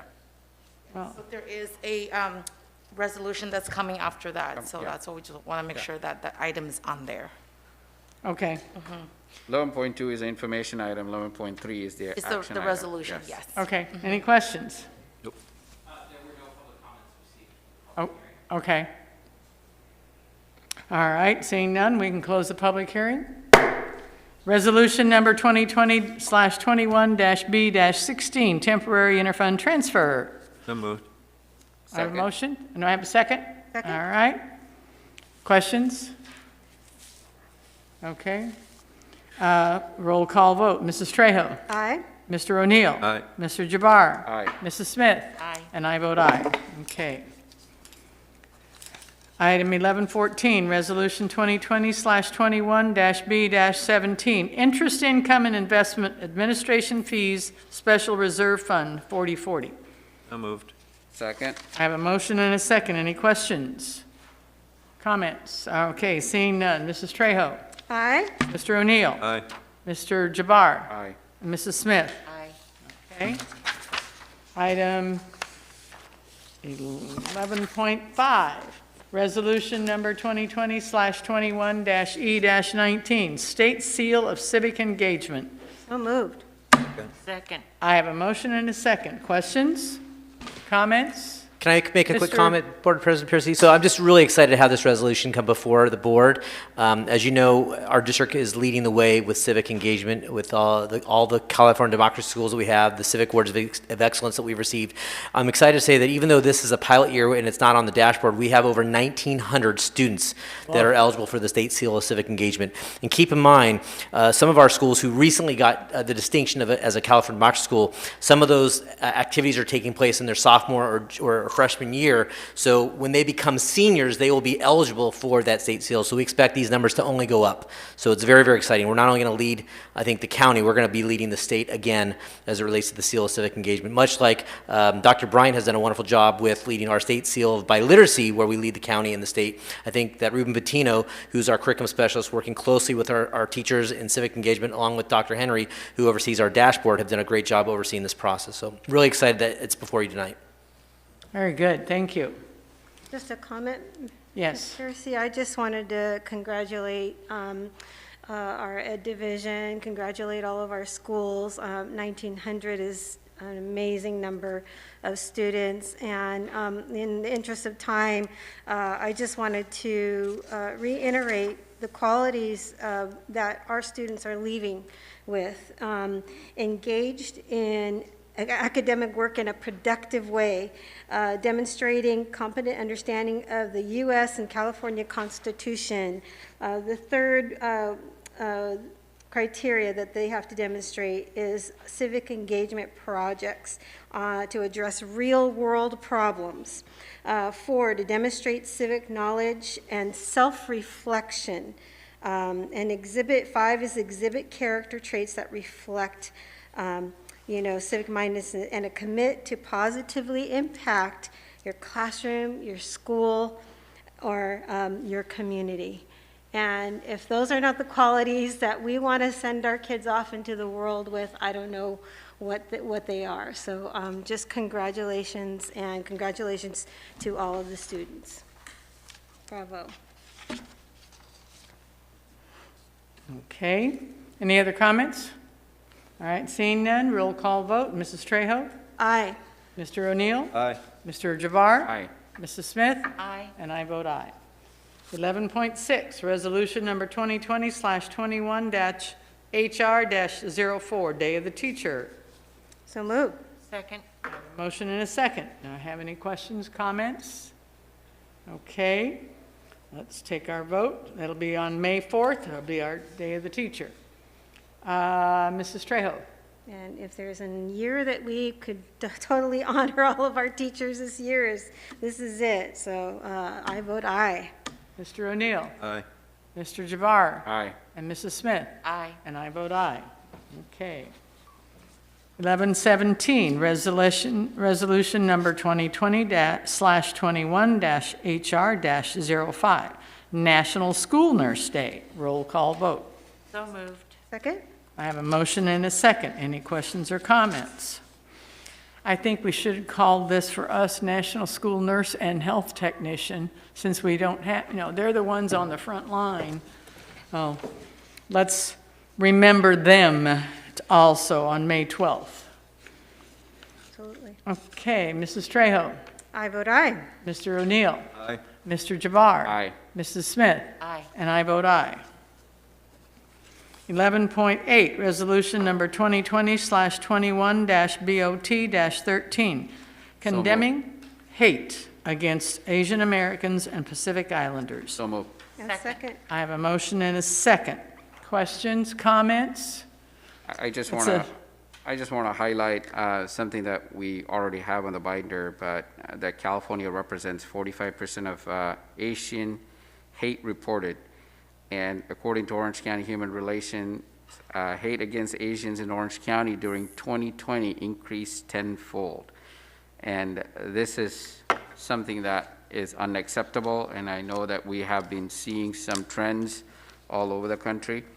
I know as a district we're taking this stance, especially standing with our Asian students and families. So with that. Okay, any other comments? It's a shame we have to be doing something like this. It's a sad commentary on our society that we are, displaying hate toward any ethnic group. But, and it's uncalled for.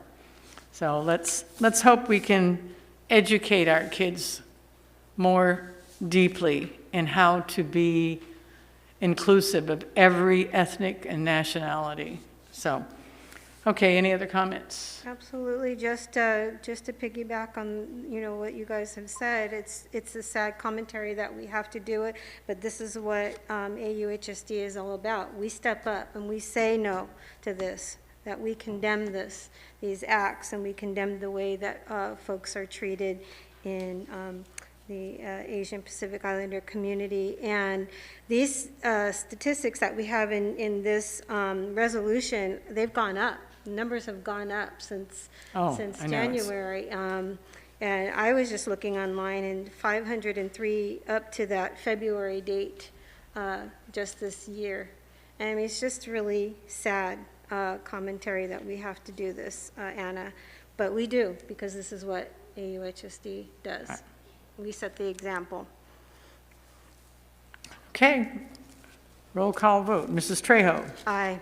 Mr. O'Neill. Aye. Mr. Jabbar. Aye. Mrs. Smith. Aye. And I vote aye. 11.9 we have already done. Moving on to 11.10. Revised Board Policy 5408, and in parentheses we have 3555, Nutrition Program Compliance, first reading. Any comments or questions on here? Okay. Moving on, 11.11, Memorandum of Understanding for Johns Hopkins University Health Education and Training Corps, which is the acronym for HEAT, okay, or the HEAT acronym. Second. I have a motion and a second. I have a question. How many do we have involved in this now? I was noticing that in our Friday letter, it was an update, but Yeah, so we have 3 cohorts based on the school sites, and we've been averaging between 8 to about 17 students per session. So times 3, right? You have, anywhere from 24 to almost 50 students participating in these cohorts. It varies. It's after school, so it's during it starts at 3 o'clock our time, I think 7 o'clock East Coast time. okay. This is amazing. I look at this and one of our students. Rahi Patel, you may recall he was the first student who really began the AUHSD talks when he was a student at Dale. He's now a junior at Magnolia, and he's the one who made the connection with Dr. G and brought Johns Hopkins to us. Now we're actually talking with him about other ways to connect with Johns Hopkins beyond the COVID project. So that's phenomenal. Very exciting. It really is phenomenal. We have some super students. And I jumped on one of the meetings, and they get personalized, instruction, and it's just, they're very warm and gracious, and it's amazing information for our students. I was really excited to listen to that. And remember that name, Rahi Patel. Oh, yeah. He's going places. Yeah, he is. Okay, any other comments or questions? Okay, roll call. Mrs. Trejo. Aye. Mr. O'Neill. Aye.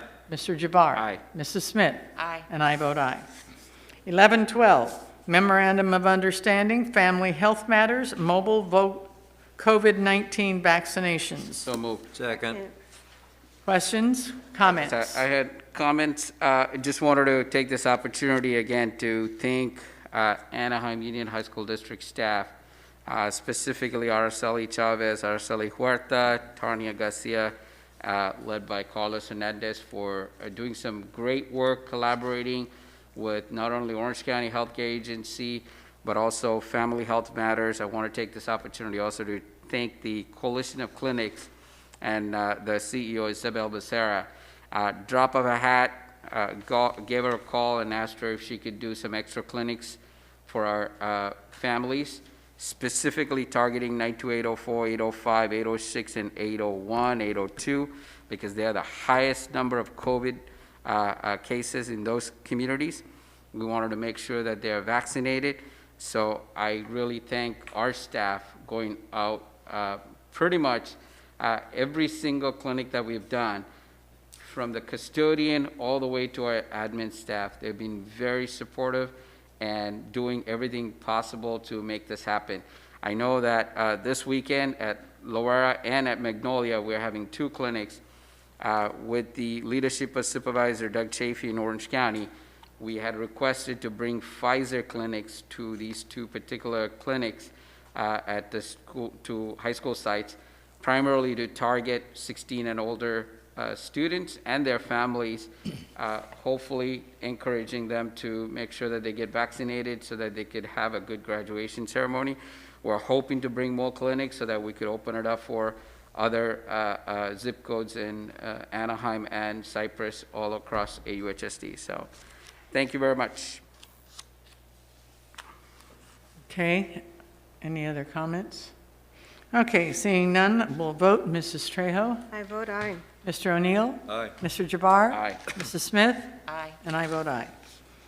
11.13, Memorandum of Understanding, Education Vaccine Clinics. So moved. Second. I have a motion and a second. Questions, comments? Okay, seeing none. Mrs. Trejo? Aye. Mr. O'Neill? Aye. Mr. Jabbar? Aye. Mrs. Smith? Aye. And I vote aye. 11.14, Joint Venture Training Agreement, North Orange County Regional Occupation Program. So moved. Second. I have a motion and a second. Questions or comments? Okay, seeing none. Mrs. Trejo? Aye. Mr. O'Neill? Aye. Mr. Jabbar? Aye. Mrs. Smith? Aye. And I vote aye. 11.15, Educational Consulting Agreement, Michelle Macias. So moved. Second. I have a motion and a second. Any questions, comments? Seeing none, Mrs. Trejo? I vote aye. Mr. O'Neill? Aye. Mr. Jabbar? Aye. Mrs. Smith? Aye. And I vote aye. 11.16, Educational Consulting Agreement, but Brian Botka. So moved. Second. I have a motion and a second. Any questions or comments? Seeing none, Mrs. Trejo? Aye. Mr. O'Neill? Aye. Mr. Jabbar? Aye. Mrs. Smith? Aye. And I vote aye. 11.17, Contract Independent Education Evaluation with Marlene Barbie. So PS, okay. I have a motion. Do I have a second? Second. All right. Any questions, comments? Seeing none, Mrs. Trejo? Aye. Mr. O'Neill? Aye. Mr. Jabbar? Aye. Mrs. Smith? Aye. And I vote aye. 11.18, Memorandum of Understanding, AUHSD Foundation, Storage of Kindset Products. So moved. Second. I have a motion and a second. Is there a question or comments on this? Okay, seeing none. Mrs. Trejo? Aye. Mr. O'Neill? Aye. Mr. Jabbar? Aye. Mrs. Smith? Aye. And I vote aye. 11.19, Amended 2021-22 Student Teacher Calendar. So moved. Second. Okay, comments, questions? Okay, I got to say my piece here. I'm on the horse here about the calendar. I disagree. Mainly just the whole beginning and end of the year. I think we need to look into this calendar again. It doesn't happen overnight. But in light of all the comments about climate change and how we're getting hotter around here and what the effects of this year's change has done, I'd like us to look into, what does it cost us, moving the calendar up a month? Now we've got kids going back in the heat of August. We are Southern California, and I think we need to think like Southern California and not back east. August and September are our hottest months, and we are now in session, and we've got kids passing out on the fields, practicing for softball. I just think we need to take a look again at our calendar, and I'm going to ask this. This is one of my recommendations at the end. But anyway, right now, we're just amending it for those 2 days, right? Yes, and also we just fixed the date of the holiday for the 4th, but you gotta be correct. Okay, so, but, you know, we can't change this calendar for next year. It's kind of set, but we can start looking at changes for the future. So, anyway, said my piece. Any other comments? Seeing none, I Mrs. appreciate your comments, and I heartily agree with you. Thank you, Kathy. It is something we'll have to, we'll delve into. I just think we really need to look into it. That's another time about that opinion. Right now, we're just amending this year's, and so we'll get on to next year's calendar afterwards. Mrs. Trejo. Aye. Mr. O'Neill. Aye. Mr. Jabbar. Aye. Mrs. Smith. Aye. And I vote aye. 11:20, public hearing, disclosure of 2020 collective bargaining agreement with ASTA. Open public hearing. No public comments were received. Okay, since there's no public comments, we will close the public hearing. 11.21, adoption of the 2021 collective bargaining agreement with ASTA. So moved. Second? I have a motion and a second. Any questions, comments? Okay, seeing none, Mrs. Trejo. Aye. Mr. O'Neill. Aye. Mr. Jabbar. Aye. Mrs. Smith. Aye. And I vote aye.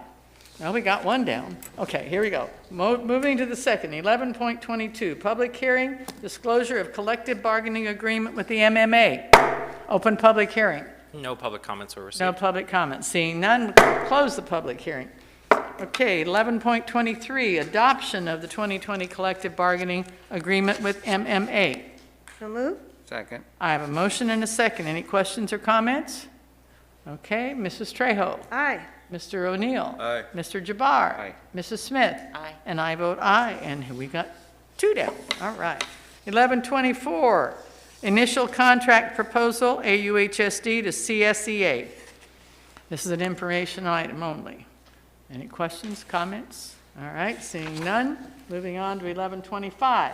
Public hearing, initial contract proposal, AUHSD to CSEA. Open the public hearing. No public comments. No public comment. Close the public hearing. Initial contract, 11.26.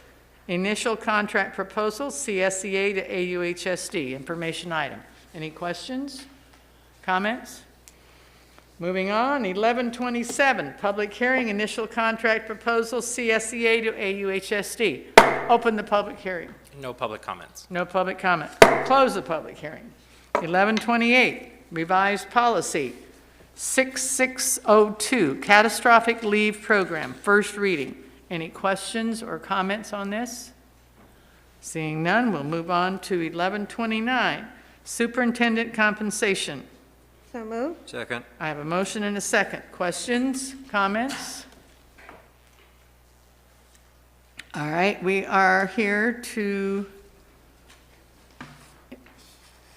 discuss his compensation.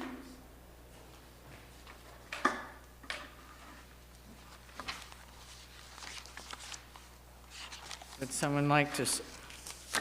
Sure. You know, we were provided a list of salaries of superintendents throughout Orange County. And looking at where Mr. Matsuda falls in line with that, he's number 19 out of 27, 19th down, more than halfway, obviously. His salary is less than feeder schools that come into us, and you know that those feeder schools have 2, 3, maybe 4,000 students, and we have about 29,000 students. Over the years, he has shown us as board members and the district in total his leadership in the way of being a creative educational leader. He has, going along with that, he has implemented, along with his obviously his staff that he directs, career pathways, CVA, which is new this year, artificial intelligence program, biotechnology program, cybersecurity, iLab, and developed relationships with higher education, which is all benefiting our students, not only today, but in the past over the years, and especially for the future to come. We know that education is changing drastically in the United States, and it has to in order to keep up with the world. We cannot teach to the test. We cannot teach to get test scores. We have to be innovative thinkers. And that is one thing that Mr. Matsuda has shown us, is he is an innovative thinker and has led his executive cabinet to do the things that we are doing now. And to be paying him a salary at the level that he is being compensated at right now, I think is, maybe this is my word, a misjustice. He came in, I think he's on his 7th year, or has completed his 7th year now. And all this time that he has been the superintendent, he has always been at the lower threshold. When he became a superintendent, he had a very steep hill to climb.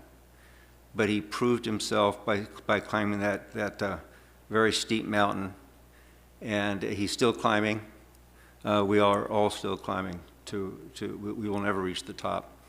But he has, I think, shown his ability to be a definitive leader, not only within our district, but within the county, within the state, and he's being recognized throughout the nation for his leadership and his ability to bring these new and innovative and necessary ideas in education. So I think we need to start compensating him for what he has been bringing to the district. Okay. I will, Okay. No, you can't talk. I'm going to talk. Okay. No, I just wanted to add on that. Are you done, Mr. O'Neill? For now. For now, okay.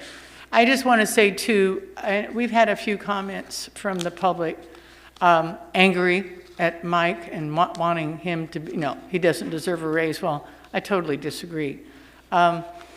If anything, we were lucky this year. We got a cost of living increase from the state, and we've been able to pass that cost of living on to our employees. And so he's an employee, and he deserves that and more, because this has been a tough year. And like Mr. O'Neill has said, Mr. Matsuda has been climbing that mountain of, learning and doing things in this district. And he has come up with some phenomenal ideas that he has held, the cabinet to work on. We are now, I think, even better a district than we were before, because we are teaching and trying to teach our kids to live in the 21st century. We're not just doing reading, writing, and arithmetic. We are preparing them for careers and living in the 21st century. And that's because of some of these unique programs that he came up with. I think our AIM program is outstanding and phenomenal. And then we have, artificial intelligence, and we have biotechnology. We've got all kinds of programs that are unique and are setting our kids up for success. So, a lot of our parents were angry because we didn't open school, and they're kind of taking it out on, I feel they're taking it out on Mike, but it's not Mike that made that decision, it was the board. So I think we need to remunerate him. I agree with Mr. O'Neill. He is under what our feeder districts are, and I don't believe in having to be the best or matching everybody, but I do think we have to remunerate him. And the base, not just, the minimum cost of living, but an additional amount, because he has really worked hard this past year and the years in the past as well. So I agree we need to kind of bring him up. And so I just wanted to say that because there were some comments about not wanting him to have a raise, but I had to cover that because I don't think that's right, so. Now, Mr. Jabbar, your turn. Well, I want to concur with what Brian mentioned. I think you had a whole host of programs that were actually implemented under Mike. And But not all inclusive either. That was just part. what's that? That was just part of the list. Yeah, that was part of the list. And I think I mentioned this when we were discussing before. When you are giving a raise to someone, you evaluate based on their performance from last year to this year. And you also take into account the overall aspect of where the district was from the time that you were hired, or he was hired, to the time that we are in right now. And I think you have not only established a strong team with you, and that's part of your talent to look at folks who are talented and bring them aboard. And they might not necessarily agree with you, but you bring them aboard because you want to build a strong team. And as a result, we've actually established a strong AUHSD. I know during a comment there was a parent who mentioned that I said that all of the districts around Orange County look up to AUHSD. I might be wrong. It's not only around Orange County, but around the state and around the nation. People look up to what we're doing because we are being innovative. And the reason that we're being innovative is because we have a person who is bringing innovative ideas to the board and to the team in order to make our students better for the 21st century and beyond. And I think as a result, you look at other districts, and not to put other districts down, but you take a look at the other districts, and compensation also begins by evaluating where the superintendents are and what they bring to the table, and how you evaluate our superintendent against what they're doing in their districts. And I firmly believe that we're doing of course I'm biased, but I firmly believe that we are doing a better job than most other districts in terms of moving our students to the future. I think biotechnology and artificial intelligence, nobody else is thinking about that. And we're bringing up further new programs all under your leadership, which I think is a very innovative path that we're taking. So I agree, we got to take a look at it, and we got to not only compensate the amount that we give in terms of cost of living raise, but beyond that. So that's where I'm at.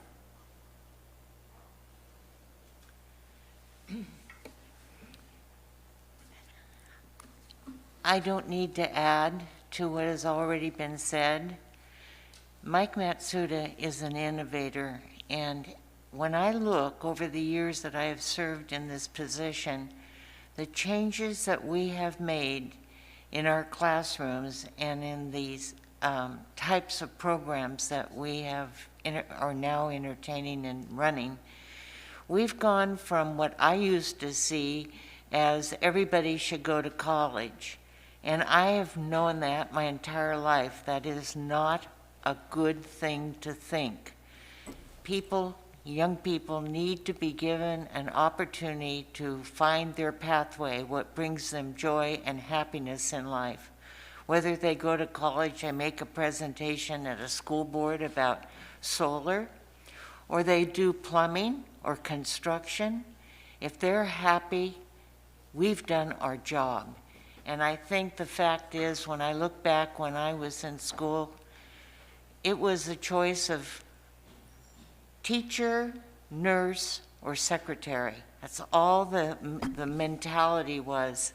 And I look around in this room with these pictures of all of the things that have been innovated primarily by our superintendent.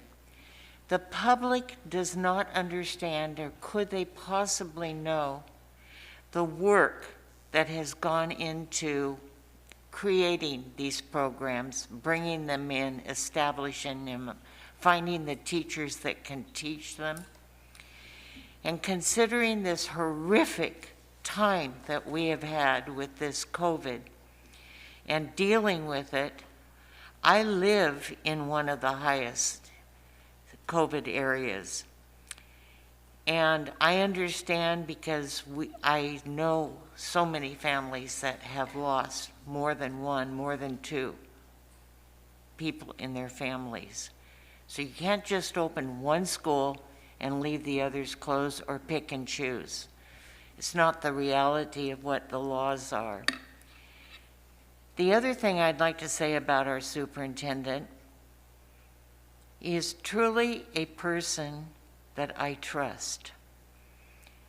When I ask him a question, I can believe him. And the people that he has selected to be on his team follow in that same path. And I can tell you as a board member, when we handle the deals that we do in schools beyond solar, beyond construction, beyond buses, and all the changes that have occurred, it's a huge undertaking and very stressful for many people. I worry about many of the people that are dealing with these different areas of education. But I feel we've done the very best considering the information that we have, and that we will open these schools. And I just want to say to our superintendent, thank you.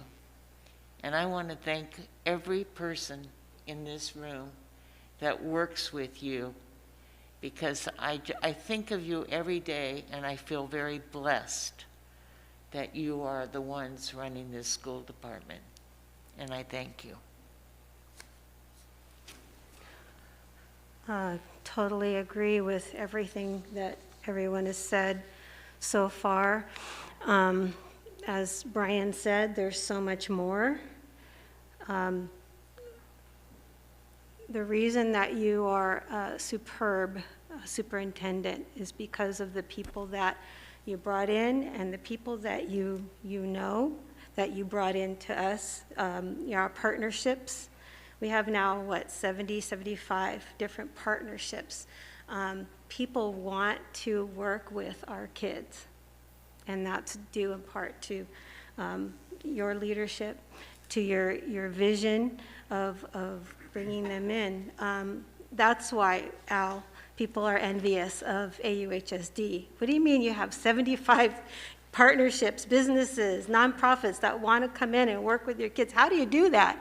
We get that all the time. When we talk to our colleagues and others at other sites in Orange County, they're always asking us, how did you get your teachers to agree to this? It's like, it takes work, and it's taken 7 years of working together as a team, because you come in and you came in with compassion, and you came in with kindness. You came in with a service attitude, service learning. That was one of the first things that you brought to this district. You said, we're going to teach our kids to give back. That's why AUHSD is looked at and envied throughout the county, the state, the nation, because we lead with compassion. Mental health services you brought in. We started with one social worker, and we have now almost one at every site. You've expanded where we've needed to expand. Yes, this year was challenging, but this team rose to the occasion. The people that don't understand what education is in AUHSD they do not understand that we had our teachers trained in the most with the most integrity. They're not just giving out worksheets and busy work. And we were able to pivot in the middle of the year to make it even better, to dive deeper. Everything that this board has asked you to do, you have done it. Every year, I don't know how you do it, but you get better and better and better. Every year, you have had outstanding, and I can say that to everyone, you've had outstanding evaluations, and that deserves compensation. I hope that you're not out there looking to leave us, but, you know, I'm sure people want you. I'm sure people want to pluck you out of here. But you've remained focused and steadfast with this district. We know why you love AUHSD. We know your story. We know where your heart is and where it lies. And you've worked without the compensation that you've deserved. So it is only apropos that we do something about that when we can. So I wholeheartedly would agree with a raise. So the question is, how much do we recommend, or how much do we decide to recommend? I just did a real quick calculation. He is almost 40% under the highest superintendent in Orange County, and he's about 33 or so percent under the second highest. So as I said, he's number 19 down the list. So you can see there's a huge gap, and I don't think anybody at the dais is suggesting that we even try to bring Mr. Matsuda up into that range, because we we also think they are overcompensated. At least some people do. Maybe not all, but some people do. But Brian, before you get into that too, I just want to highlight one of the things. Superintendents from our feeder school district who have fraction of our student population are above our superintendent by a significant amount. There's Centralia, there's Magnolia, there's Anaheim Elementary. So I want to take that into consideration too, but I will be happy to see what you're proposing, and then, yeah. I don't know if there is a right number at this time. I don't know if there's a right number in the future, Mr. Matsuda. Because how do you put a value on what we just said? So, as I said in the beginning, it is a beginning of bringing you into an area of reasonableness. Not going to happen this year, not going to happen next year. But I'm going to put out a percent, and of course it's up for discussion. You can tell me to leave for a while, or you can even boost it. That's up to you. But I'm going to recommend a 6% increase for Mr. Matsuda. I think you're in the same ballpark as what I was thinking. Just gonna. I would agree with that. Yeah, that puts you. Okay. Okay, Mr. O'Brien. O'Brien. You almost I said that did it earlier. again. You almost said that earlier, but I I saw caught you catch myself it. earlier, yeah. Okay, Mr. O'Neill. Well, that's what you get for having Brian O'Neill, your name. See, it's O'Brien and O'Neill, okay. Okay, I hear what you're saying, and we are kind of doubling what the cost of living raise is. I hope that, I don't know, I'm not sure I totally agree with that, but we need to be careful as well, right now with what, where we're going. I know we're getting some monies from the state, we got cost of living, and we have a lot of other monies coming in, but they are with strings attached, they Sure. have, a lot of conditions to them. So, and then we're going to be hit in a year with a real decline in enrollment income. So, I understand the desire to bring him up. I would like to do that too, but I'm not sure that I'm up for 6% at this time. I think 5, I don't know about 6 though. All right, so that's where I'm coming from. What do? Do we make a motion and then take the vote? And then... I think that probably would be appropriate to make a motion. And then if it goes down, then we take another motion. Okay. All right, so were you going to agree, or do you want me to make the motion? You can make the motion. Okay, I make a motion that we increase Mr. Matsuda's salary by 6%. I And second. Yes.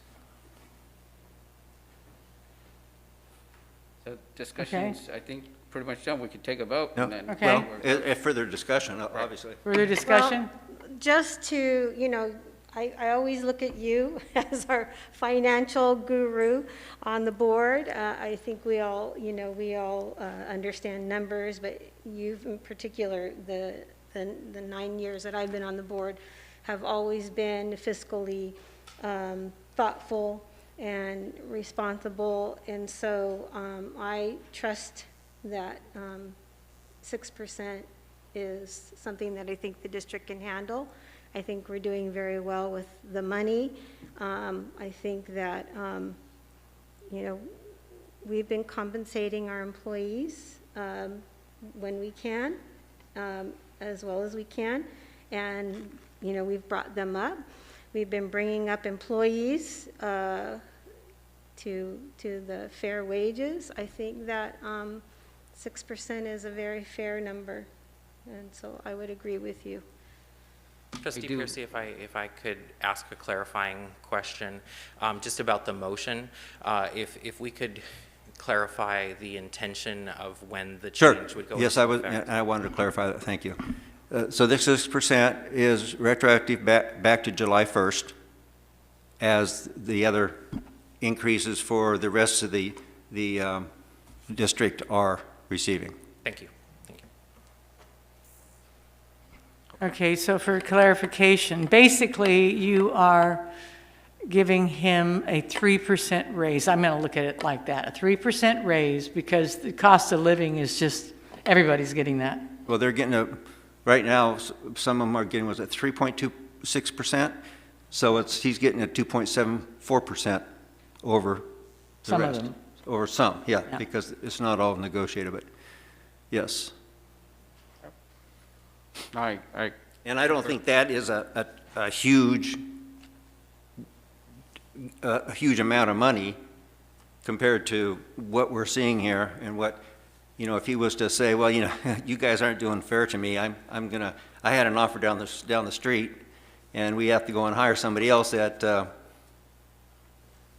where we don't want to be, or where we can't afford to be. And I think that's a fair point to make, because at the end of the day, you got to also look at, hopefully, Mr. Matsuda will stay here on with us for the rest of the term, but if he were to, leave, we have to increase what we are offering to a new superintendent, because for us to be competitive and hire somebody who's top-notch, I think we might have a challenge attracting favorable candidates for the amount that we're being paying him right now.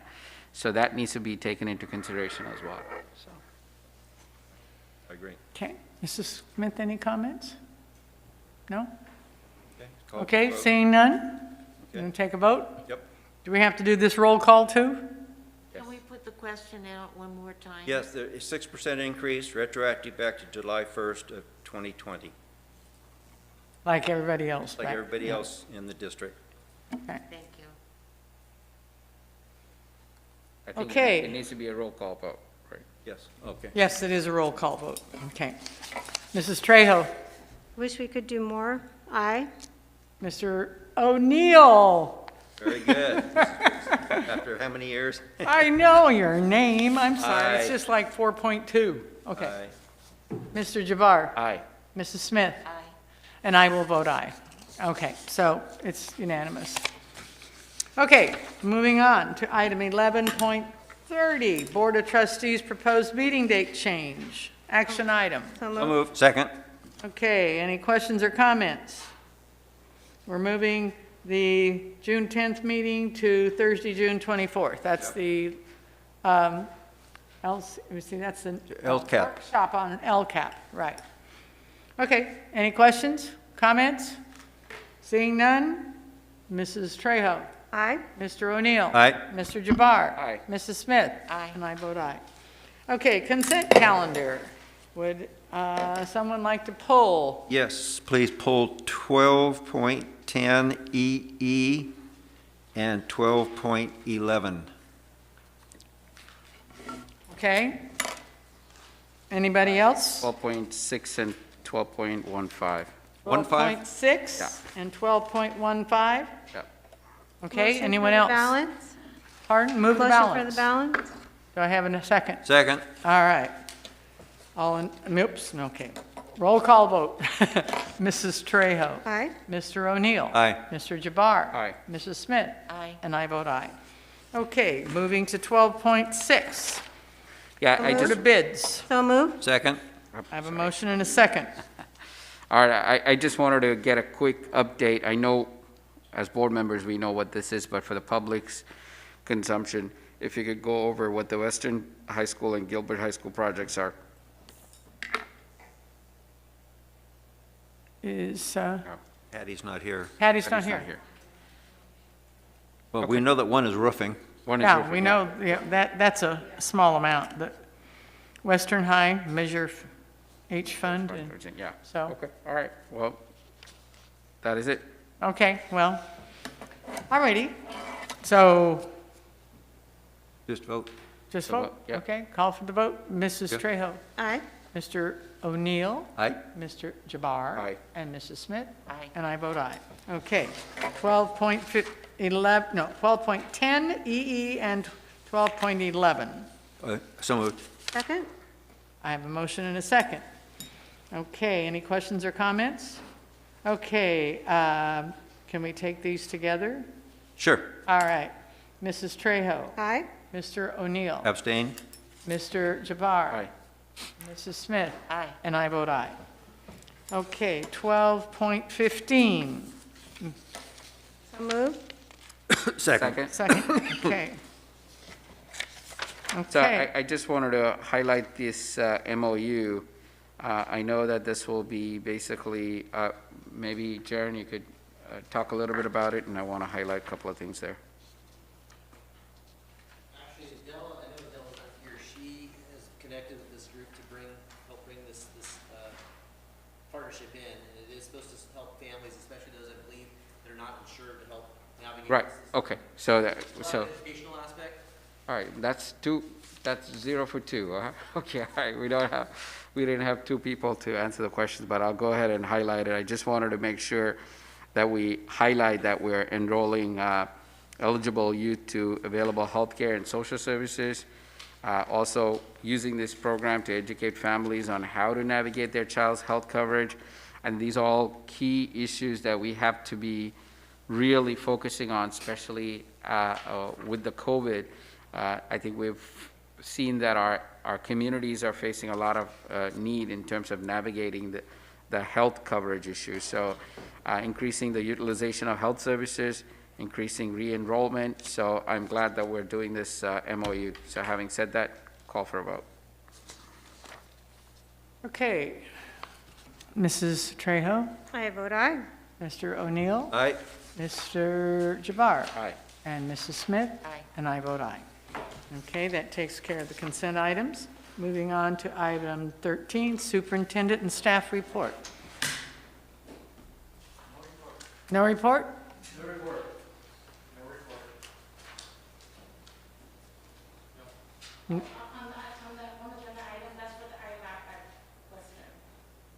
Nancy, what was that? What? On the agenda item that trustee Barr asked is the ILAC Oh, yeah, I The thought we iLab. mentioned it, yeah, yeah, okay. Oh, No, okay. I just wanted to get an update just for the public consumption, but yeah, I thought we mentioned it, yeah. Okay, Nancy, did you have any report to give? Okay. All right, Board of Trustees. Mrs. Trejo. Okay, really quick. I attended my ROP meeting, my GASELPA meeting. They're still not in person. I think we may do that next week. I attended the John Hopkins, one of the sessions there. Attended the Ethnic Studies Task Force meeting and 2 LCAP meetings, which are just phenomenal that we're doing all of that. I think we're getting up to 200 people, 250 still. Attended the South Talks, and they did a recording for their open house, and we judged 3 amazing students. It was very difficult to have to judge them, but we did it, and it was just a delightful event for their civic engagement projects. I met with 3 students that wanted to meet with a board member, and I think they also met with you, Ms. Piercy, on their civic action project. If I'm not mistaken, they were also going to try to meet with one of our county board members, and they talked about racial bias issues. Very delightful students. Teresa Shimigawa students, I'll give a shout out to her. And I attended the ambassador interviews. It seems like it was like a long time ago. We came up with amazing ambassadors for next year. They're going to be phenomenal, and our student rep is going to be phenomenal too. Can you tell us what school the student board rep is from? Can we announce? What? Can we announce what school? I think if we say the school, you'll know, so we better not. Okay. We better not. I don't want to jump the gun. Yeah, we better not. I know that they've been notified, the students, but I think let's let them. But it was grueling. It was 8 o'clock in the morning till 5 o'clock. It was a whole 5:30. day of interviews, like 20-minute interviews, and they all showed up, and they were all phenomenal students. We are an exceptional district. There was a legislative action week with CSBA, and I was able to go meet with 2 of our legislators. Actually, one of our legislators, the other was with the aides, Tom Daly's aides, and then Sharon Quirk Silva met with our group, advocating for education, public education. I also sadly attended the service for Joe Trejo, and although it was a lovely service, it was extremely emotional, heartfelt. Many of our employees attended, and so sad for their family, and may he rest in peace. And that's it. Mr. O'Neill? Okay, I attended, did you say years of service? Did you attend that? And, years of service, let me put on my glasses so I can read. 4 open houses, and they're always interesting online because each school does it differently. So you have to try to figure out what they're doing. But, excuse me, Orangeview, Catella, Oxford, and Dale. I attended a sister city meeting, and a principal meeting, and a budget meeting. And so I'm looking forward to when we can do them in person, but instead of online. That's it. Mr. Javar? Yeah, I've been attending some of our, obviously, our clinics, and glad to see our partnership, like I mentioned before. Many of our staff have been helping out with getting folks vaccinated in Anaheim, so that's nice to see AUHSD taking the lead in making that happen for our community. I did attend the South Junior talk. It was really tough to judge all 3 students, but they were fantastic, and I think if you get an opportunity, we should probably have at least the winner come out and speak at one of our board meetings, because it was... What was the contest, Al? One was regarding the importance of wearing masks. Oh. Yeah, so I think that's the person who actually won, if I'm not mistaken, right? And she did a fantastic job of explaining why we should be doing it, and so I think I'll highly encourage her to come and give the speech at a board meeting one of the days, or when I say virtually, maybe if possible. I did attend, sadly, our service for Joe Trejo. It was a very lovely service, and then I attended the ROP meeting, and I also had the honor of escorting some of our Anaheim High School journalist students visiting a couple of our clinics. They had such amazing questions to ask of folks, and really did their due diligence in terms of coming and looking at not only the clinics, but also asking questions from the doctors and the patients who are coming through, or not the patients, the people who are getting vaccinated, and really writing up. And I'm looking forward to the story. They actually went through 2 of the clinics that we were at, and they had a really good opportunity to take a look at it. I also attended the CSBA LEDGE briefings, went to Senator Josh Newman's briefing. Senator was there in person, always very enthusiastic to talk about education. And then we also had a briefing with Assemblyman Daley's staffers. So, thank you. Okay, I haven't been as busy as all of you, but I did want to ask the superintendent if Kathy, can I interrupt? I just want to take and also thank you for writing that op-ed. Oh. I think that was yes, something really, really important that needed to be said, and I appreciate you taking the time to write that. And well, I had some wonderful help from our IPO. He typed it out and sent it off. Perfect. And I did speak to a parent called me and suggested that that be put on Aries, because part of the big problem that we have societally, I don't know what people don't know. I don't know what people's sources are, and people might hear something, but they don't believe it. So I think that explanation of, if it went on our website on Aries, per the suggestion, it might be very helpful for people to understand why we have done what we have done. And then I wanted to ask the superintendent if we could have a list of the feeder districts that come to us, how many of them are open and how many are closed, or how many are hybrid. Because Walt Disney is around the corner from me, and there's no activity.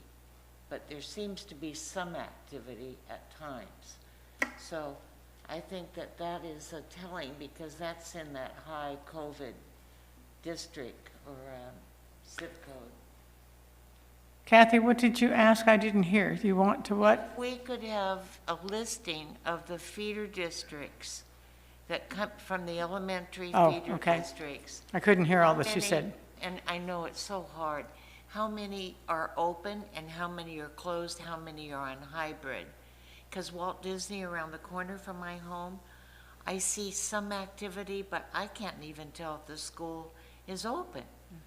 There's no bell, no sounds, no nothing. So, but I see cars. They've been giving out technology. Well, some of the schools require their teachers to come to the classroom to teach. And that might be, but if we could at least have a handle on what, because that helps the public to understand what the reality is. Thank you. And I want to thank the board. I think you are very caring people. You really love this community, and we're a wonderful community. And I just feel so blessed to have lived here this long and to have served on this board and to have had wonderful people in my life. I have nothing more to say. Okay, basically, you know, some of the stuff I've done, I did the ambassador interviews with Anne Marie, and it's just, some of these kids are so outstanding. It's just so much fun. It was a long day, but it was still enjoyable. I did attend a parent learning walk at Catella. That was very interesting. A lot of parents. I don't know. I attended the legislative action meetings through CSBA. I did the one with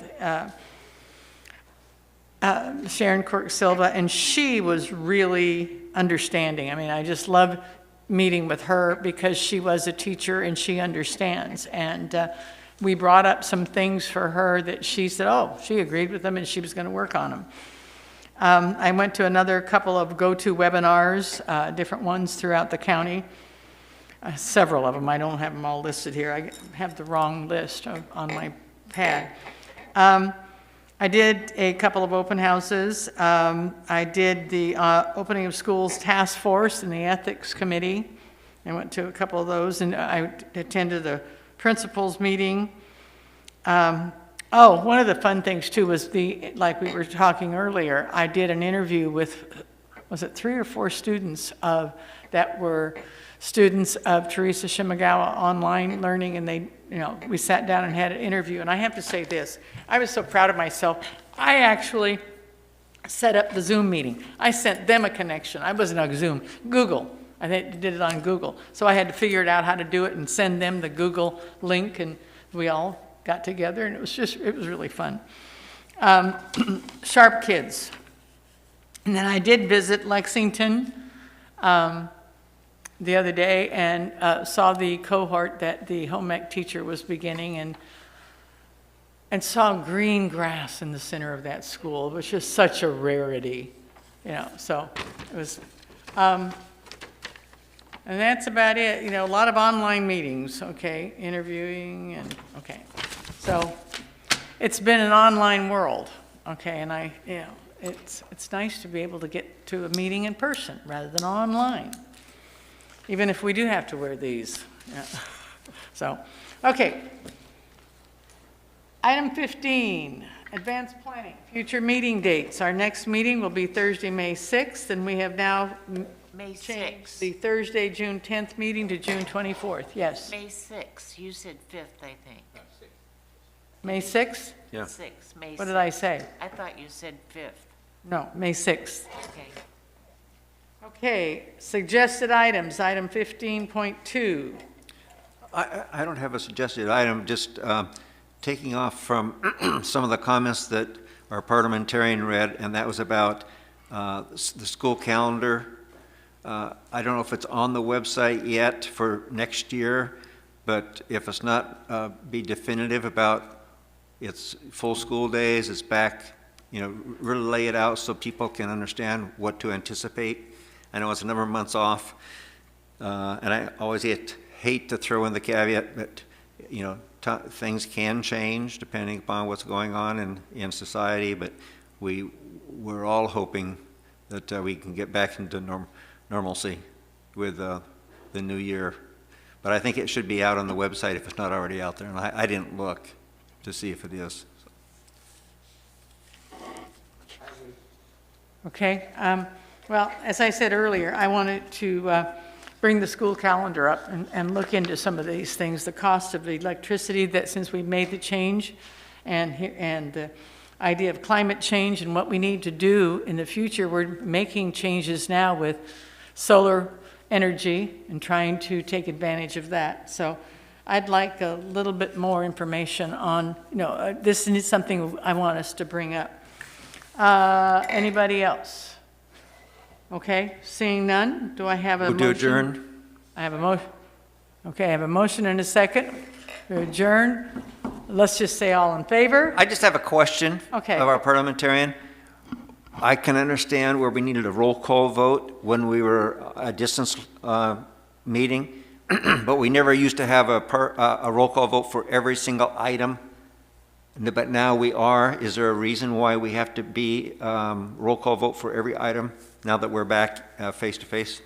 The reason we're continuing that practice at this point is because we're still operating under the executive order that allows us to meet. This is essentially a virtual meeting because the public is Okay, all right, thank you. Okay, so as long as we're virtual for the public, it's going to be by roll call. Thank you for the Okay. explanation. Okay. Okay, so that means at 10:02, meeting is adjourned.